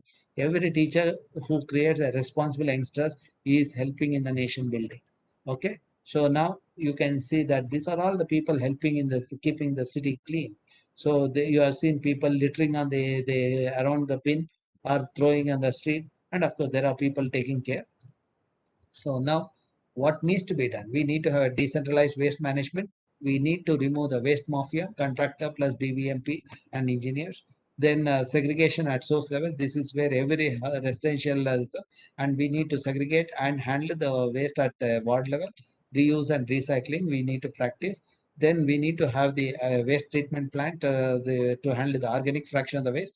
And above all, can happen only when there is awareness in the society. Okay. The to make that, we need to have polluter pay principle. Who pollute, we should make them to pay for it. Those who do not segregate are the polluters. So municipality not handling the organic waste appropriately is also a polluter. That is where we need to penalize. That is where, the awakened society can go for a PIL, questioning this section of society. Then you will see a problem being solved. Okay. So now I have proposed this incentive mechanism. Those who do the segregated waste, I said we'll pay for it. This is what I had suggested to Mayor of Bangalore City sometime back. See, introduce a mechanism with a mobile van to collect the segregated waste. Incentive to those who segregate waste, say rupees 1 per kg of segregated organic waste, payment through the Jan Dhan Yojana.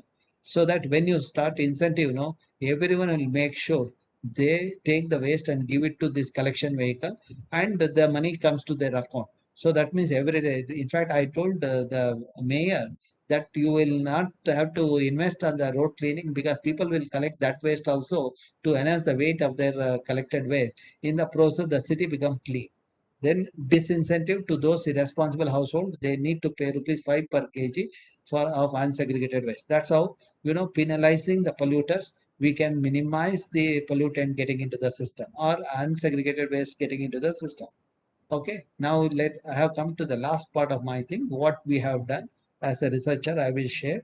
This is not part of the solid waste, but in general, as a researchers, as a scientist, as an academician in the system, what we have been doing in the system, I'm sharing that. Say, one is environmental education, bring awareness among the younger generation. We are doing. I have a network of about 40 plus institutions. We also conduct a symposium, popularly known as the Lake Symposium. We started way back in 98. I conducted the 12th event in the last December. You can create new lakes, the plant native sampling and nurture them. So as academicians, I'm sure you should be able to go back to your village. Either you can desilt the lake in your village, or create a new lake if the lakes are not there. So now this is the lake I have created in IIC campus way back in 2008.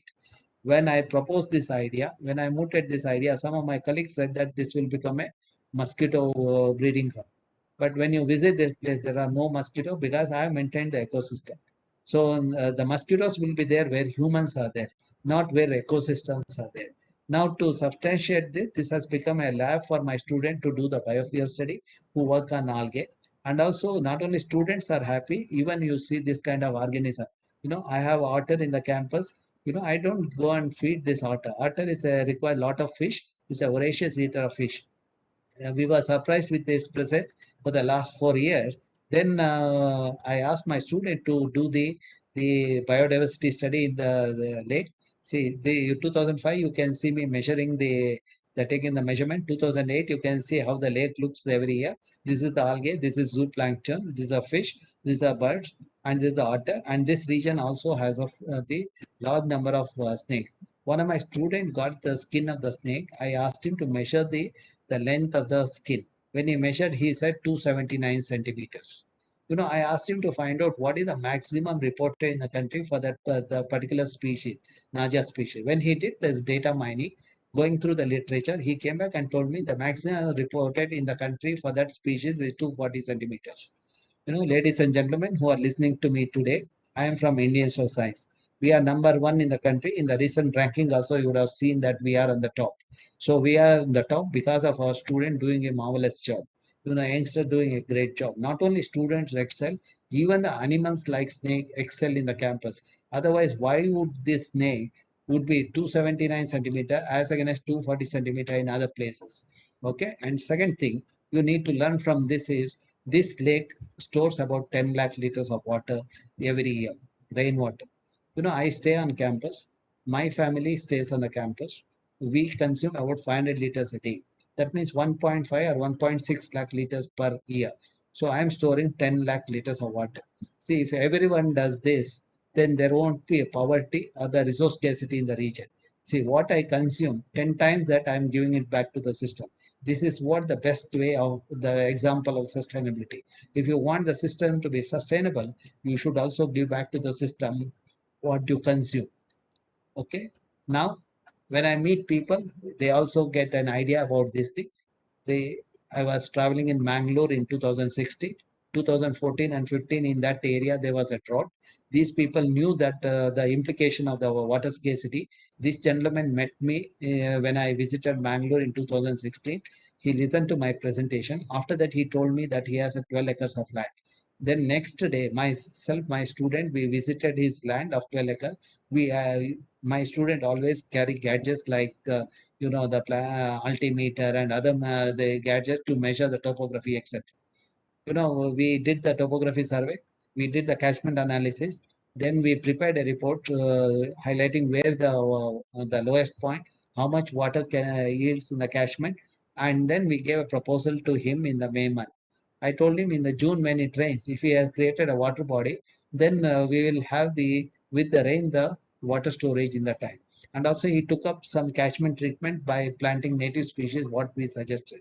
Believe it or not, within 15 days he implemented this. June 5th, when it rained, there's a large amount of water got collected in the lake.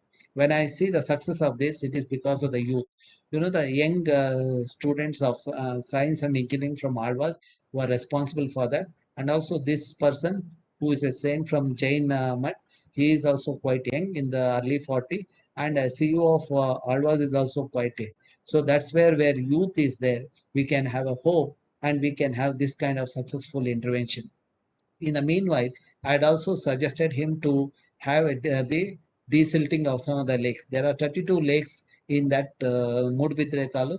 And I told him as a notional, he can do one or two lakes. Then, because the saint has taken it up, then his followers will do it. As I predicted, he did two lakes. Then, remaining 30 lakes in the region was desilted by the local people, his followers. Now, the last year, there was a less rain in this region, but there was no water scarcity in this Mudbidre Taluk because of this lake rejuvenation and creating this kind of water bodies in the system. Seeing the success in this campus, then I talked to this gentleman who is a CEO of Alvas. So he created a water body in his campus which stores 25 lakh liters of water. And also he took up the planting in the catchment. And this has happened because of everyone is young.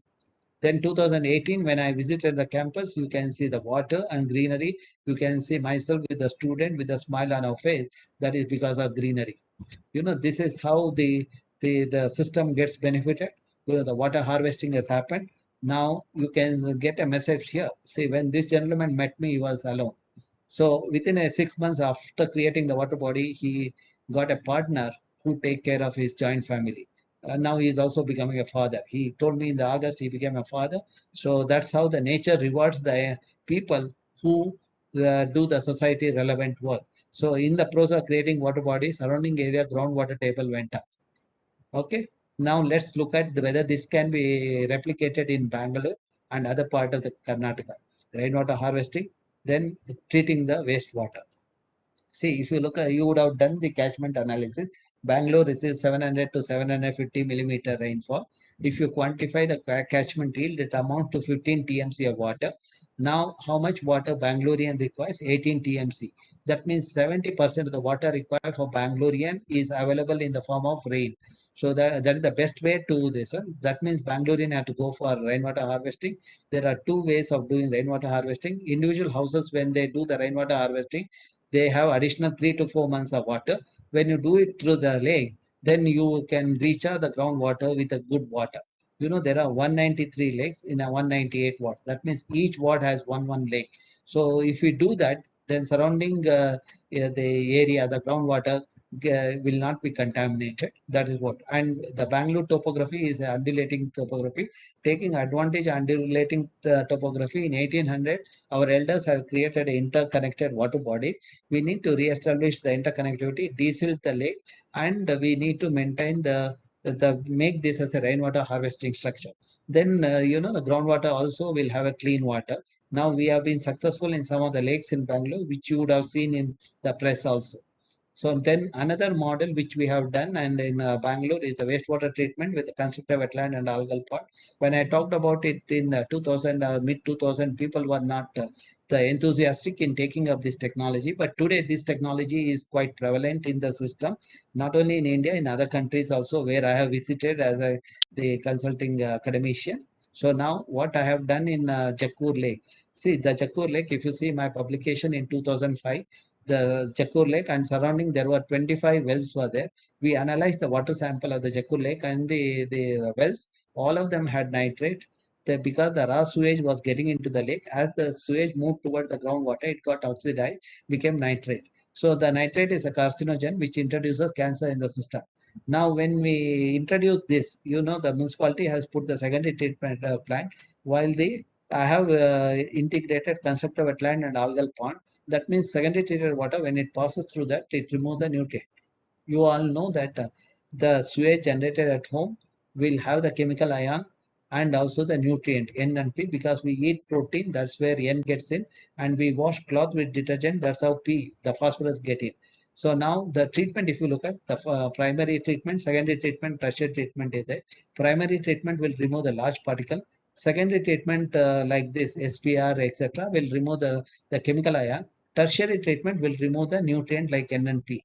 Now, when you are letting sewage into the system, you need to have tertiary treatment. Because of the conventional, the tertiary treatment plants are so expensive, no municipality can manage that in terms of labor and electricity. When I integrated this, when I was in the committee, I insisted for this, and it was implemented way back in 2009 and 10. Now surrounding these wells, there are about 300, surrounding this lake, there are about 300 bore wells are there. None of the bore well have nitrate. Now, at least I have the satisfaction through our science. We are providing the water to the dependent, the community without any contaminant. This is how the science has to reach the society. Of course, it is a collective effort. Many people were involved in this exercise, including a faculty from Bangalore University also was involved in this. Okay, then this removes my students have monitored this lake for the last 10 years after rejuvenation. This shows the level of nutrient removal. And this report is available online. Those who are interested can download either in ResearchGate or in my portal also. Now, you saw that. Now, the solution for Bangalore water is, I have 5R formula. First R is the responsible citizen. When people are responsible, they will rejuvenate the lake so that I can retain the rainwater. They'll also allow wastewater treatment through the constructed wetland, etc. That means when we harvest the rainwater through the lake, you have 15 TMC of water.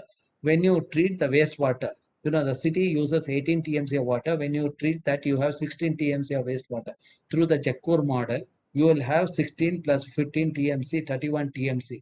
You don't even have to think about diverting Shivamogga, the Linganmakki water to the Bangalore. See, we have surplus water situation in Bangalore. For that, we need to have a responsible citizen. That is my agenda. That's where I communicate widely to the section through the web and through the various forums. Okay. So now another example of the successful model is let us go to Gokarna temple. There is a pond called Koti Tirtha. Koti Tirtha was stinking for a long time. Local youth approached us. Then myself, my student, we went and collected water sample. We analyzed the water sample. We found that a lot of organic material getting into the water body because of the practice, the rituals. That we cannot stop that.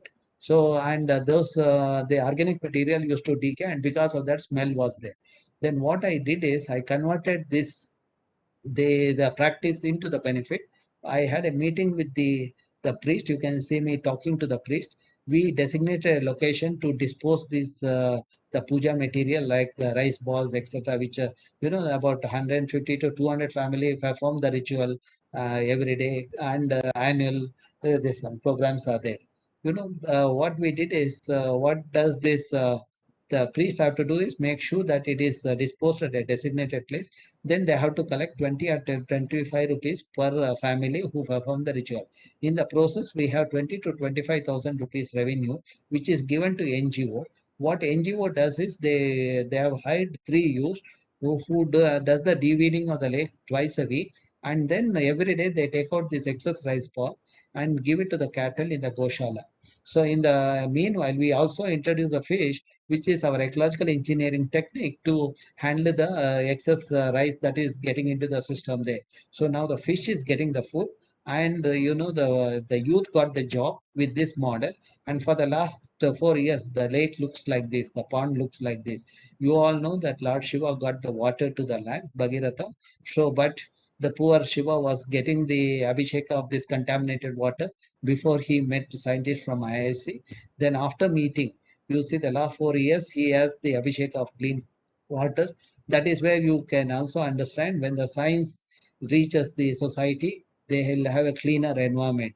Even the God is benefited. In the process, God must be happy. You are all listening to me. Maybe that is because the God must have told you people to attend to my talk so that you can replicate this model in your villages, in your towns, or in your the whichever place you are from. Okay. Now, another thing which we have been pushing for is the mini forest in each ward in Bangalore. Why we need mini forest? It improves the groundwater table, improves the local ecology, carbon sequestration happen, and reduces the temperature at least by 2 degrees. Before I propose anything, I also practice that. So that's what I did in IIC campus. See, when I was a student, I had planted this climber. I was fascinated by the architecture of this climber. If you're an engineer, if your brain is engineering brain, you will be fascinated by this architecture. That is where when I saw this in Western Ghat, I felt I should have it in Bangalore, that too in my campus. So what I did is I got these seeds to the campus. Out of 14 seeds, 7 seeds I planted in 7 locations in the campus, and the remaining 7 is in my lab even today. See, out of the 7, only one place it has survived, that is next to this building where I have been working in this room for the last 2 decades. So now, according to me, even the plants know who will take care. Otherwise, why the other 6 places this didn't survive? Only one place it has survived, which is closer to my office. Okay, in front of this building, we created a mini forest. you know, 49 native species. The 500 saplings were planted in a region of 2 hectares, which was dominated by Parthenium. This is also again when I was a student. Okay. So what I have done is I have monitored the groundwater table in the region. Now when you look at this region, you get a feel of the rainforest in the region, and the you can see this kind of animal also there, slender oris. And groundwater table, if you look at earlier when the region was infested with Parthenium, groundwater table was 150 feet. Today I have the water table at 5 to 10 feet. The temperature is another 2 degree lower. The campus itself is 2 degree lower. This region is another 2 degree lower. Those who have met me in my office would have seen these things in the campus. And also the region has a wide variety of birds, slender lories, and reptiles. So this gives the glimpse of the region. And the other thing, I am also doing the sensitizing the youth at various levels, schools and colleges. And also we organize the symposium once in 2 years, popularly known as Lake Symposium. This is the last event in the December. Despite COVID, we had about 40 participants attended in our auditorium, and about 800 participated virtually. Otherwise, around 1,000 to 1,500 come to the auditorium wherever we had organized. Okay. See, one of the uniqueness of this event is the school children participate. This is a 4-day event wherein international national delegates attend. Along with them, school children also, select school children also take part.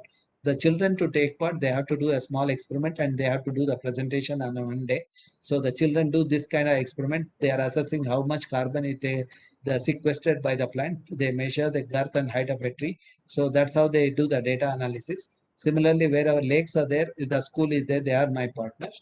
They do the catchment mapping. The children become like a civil engineer. They learn hydrology. They also collect the water sample, analyze the water sample. See here, the children are trained by my postdoctoral fellow. Then children go to the lab, collect the water sample. They come to my lab. They analyze that. Then similarly, the children in rural area in Western Ghats, they do the documentation of biodiversity in their life, in their village, and they come for the orientation program. My work is predominantly in the Western Ghats. So then this is in Davangere. We had a similar program. You can see wherever I visit, I make sure the plant is planted in the campus. And of course, myself and my student take the classes, the orientation program. And then children do experiment. Whoever had done extremely well come to the lake symposium. The symposium is a kind of a you can see the experts, national and international experts, the politicians and the local experts, then youngsters all take part in the thing. That's how we do the capacity building. Every once in 2 years, probably about 10,000 to 12,000 youngster would have been benefited by this event. Okay. See, and also we make the children to take part in the planting exercise. One of my colleague passed away on his 14th day. I made sure that 500 plants are planted in the campus, which are of ficus species. You all know the importance of ficus. When the children do that, once in a while they visit and see the growth and all those things. That's how they also know the importance of the trees, etc. Even the child of this age, today she is in the middle school, she has benefited from this. Then other work we are doing is the capacity building for the people working in industries and in the universities. I've been offering a course on environmental management with the solid waste management. So this is the 18th session I conducted. Now the 19th session is going on now. Started in September, the first week, and December it ends. So that's how we are doing the capacity building. When you look at my science, the work what I did pertaining to solar energy, the country solar program took shape in 2009-10. Now my students are working on the biofuel, which will give the liquid fuel for the transportation sector. And when you look at the youth in the country, 65% of the youth in the country, if I harvest the 65% youth with abundant solar energy and biofuel, I can make my country the developed country with abundant resources. That's what we are trying to do. And if you want to see some or lectures related to various other issues like ecology, lakes, etc., you can see my videos are available in YouTube. You can download. Those who are very busy people, because in our world everyone is quite busy, and but most of the time they sit in front of the television. So there is a 15 minutes the video is available, and those who want to listen for a long time, 1 hour talks is also available. So these are the portals where you can see our publications and data. This is Western Art portal. If you want to contact me, this is the this one. You can write to me. I'll respond to your email immediately.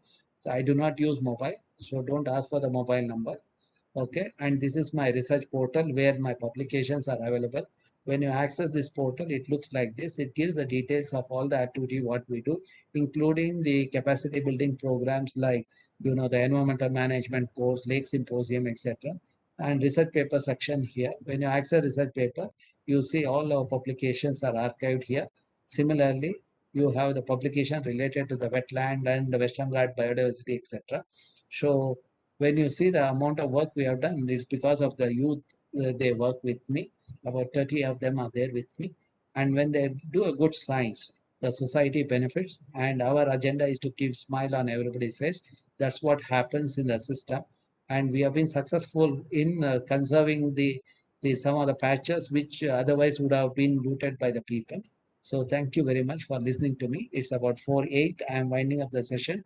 If there are any questions, you can pose me. Thank you very much. Dr. Shubha Lakshmi. Thank you so much, sir.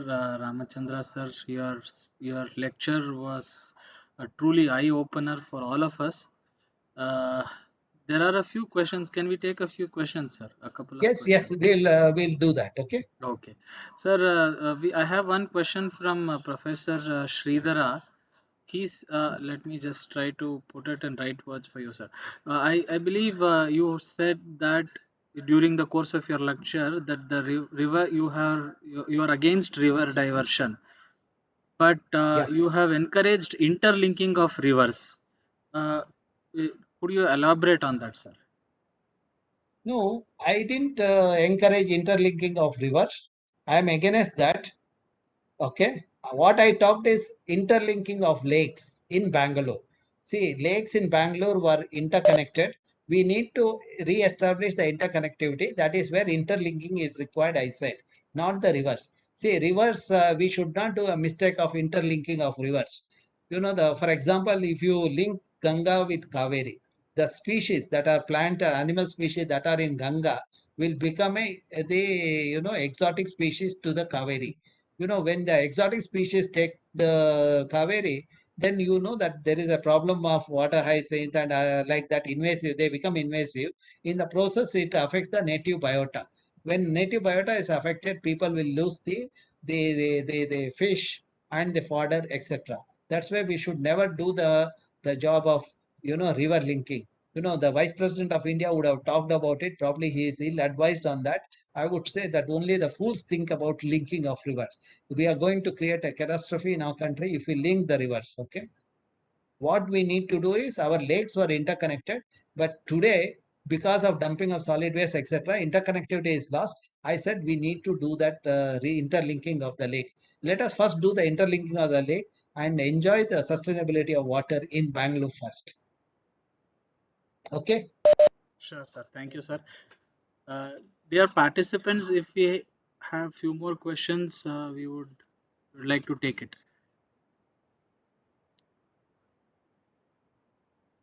Yeah, sure.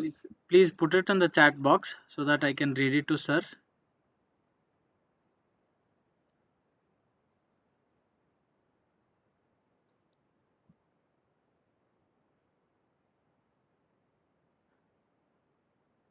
Participants, we are still taking questions. So if you have any questions, please post it in the chat box.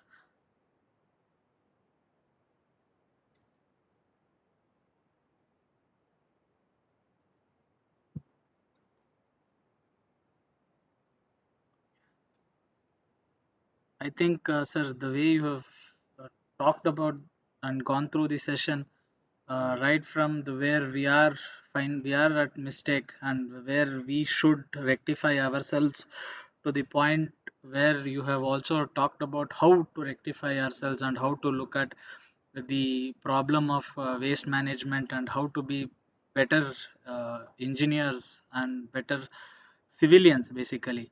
I think There is one question. There is I can see that there is I think, poll question. What should be the percentage of green cover for yes, sir. sufficient oxygen supply in a city? Sir, I think that you have poll asked the question. audience that, no? Yeah, yes, sir, yes, sir. Okay. Yes, sir. We have asked the audience for that answer because that was a part of your lecture. So I've asked that question. Okay. Sir, once again, on behalf of the department, I'd like to thank you.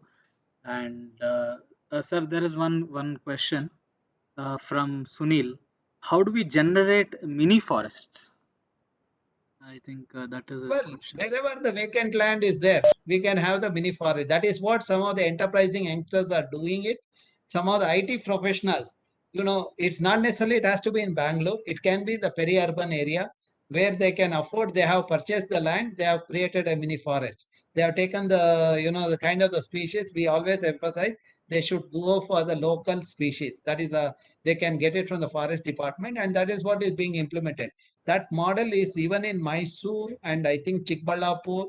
Some of the enterprising youngsters have done.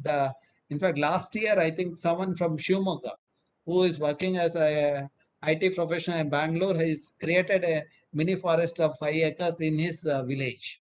So where land is there, certainly where resources are available, they should be able to do that. And as a faculty, if you have in your village, if you see that land is available, you can come up with a kind of the forest with the agro forestry species, which will give the livelihood as well as the which will do the ecological jobs. Probably that will help in the giving the job and retaining the water, and also enhancing the job prospector. For example, some of you would know that there's a one IT professional from Bangalore. She was working in Bangalore, but she took a voluntary retirement. She went back to her village. Now today she owns about 500 acres of land where she has a multi the cropping pattern. She has a mango, then pomegranate, guava, like that. Throughout the years, every month she has some fruit production, and now she says that her earning is much higher than the the what she was earning in IT sector. That's the first point. Second thing is she said that because she is in her village, she is quite healthy. And more importantly, as a woman, she has given a job to about 150 ladies in her the farm. So in the process, she has instead of working as a slave in IT company, now she has become a person generating the job to the women in the rural area. That's what is required for our system. Okay. Thank you, sir. There is one Okay. question from Professor Shreyas. Sir, one last question. Yeah, Uh, you yeah, can ask. yeah. Professor Shreyas wants to know if any specific treatment methods for lechete and froths. See, actually, if you look at the froth, I would say that instead of thinking about the treatment, let us first to prevent the phosphorus getting into the water body. That means we need to restrict the phosphate using detergent. That is what I have pushed, because there are alternative to the phosphate. Zeolite is one such thing which is available in Maharashtra and other places in the country. Now, when you look at the phosphate is a limited resource. So it is available only in a few locations in a rocky, this one in Mongolia and China, etc. Instead of getting that phosphate for and using it for detergent, I would say we should go for alternative like zeolite. Then another important thing is that phosphate is an essential thing. We require phosphate for manufacturing medicine because it become a building block in our body also, and for food production as a fertilizer, etc. Using phosphate for manufactured detergent is a misuse of the phosphate for the this one. That is why we should curtail that. That is the first thing.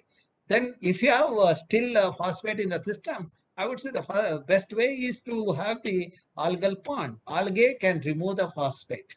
That is what we had proposed in Chakkur Lake. We have the algal pond with the constructed wetland. The constructed wetland will remove the N, the nitrogen, the this one, and P, phosphorus is removed by the algal pond.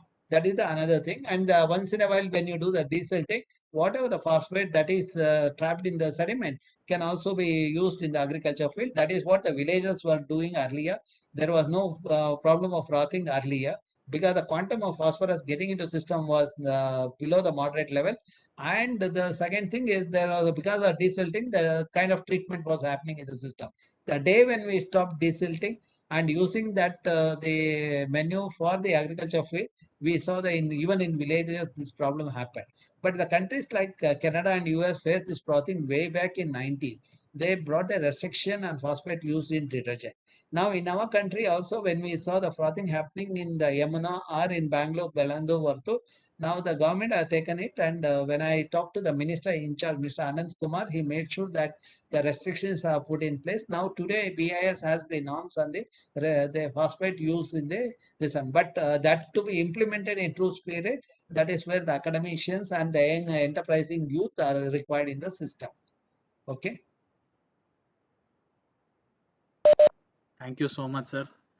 Thank you for the wonderful presentation. Once again, we are truly overwhelmed here at the department to listen to you and to get so many great ideas as to how we can contribute to sustainability, how we can make ourselves a better human, ensuring that we do not segregate much waste, and even if we do, how do we ensure that we mitigate the pollution that we are causing. Thank you so much, sir.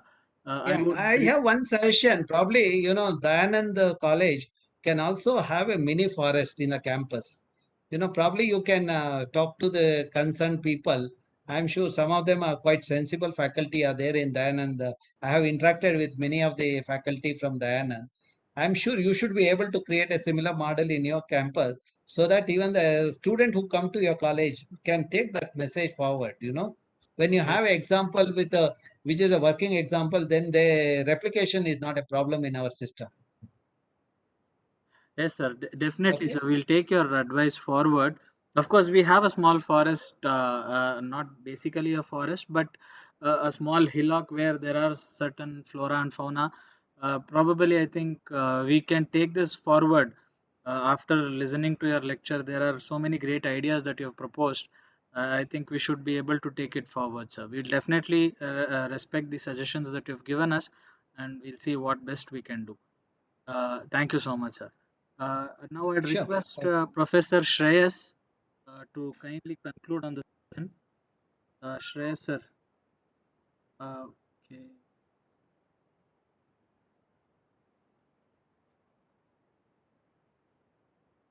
Good evening, all.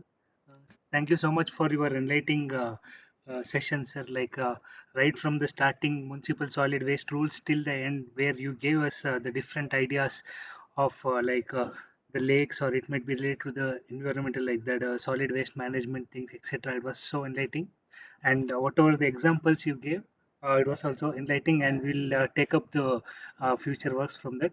And I thank all the participants for attending all the three sessions for today's three sessions.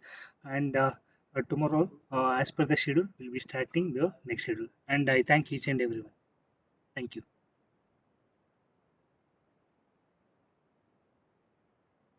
Thank you, Shreyas sir. Dear participants, Subbalakshmi ma'am, Yes, ma'am, would you like to conclude for the day? yes, sir. So Yes. thank you so much, sir, Ramchandra sir, for accepting our invitation and giving an excellent presentation here. We learnt a lot. Definitely will incorporate. And thank you so much. All the participants, thank you for your cooperation and attending the sessions from morning. So we are going to conclude the session for the day. And tomorrow at 9:30, as per the schedule, we are going to start the next session. Thank you all. Thank you, sir. Thank you, Ramchandra sir. Okay, thank you. Okay, fine.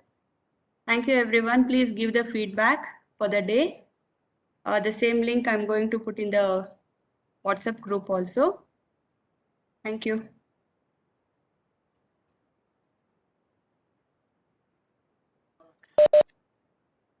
Thank you, ma'am. Participants, I think the feedback form is live. You can give your responses. Thank you all. We'll see you tomorrow morning at 9:30.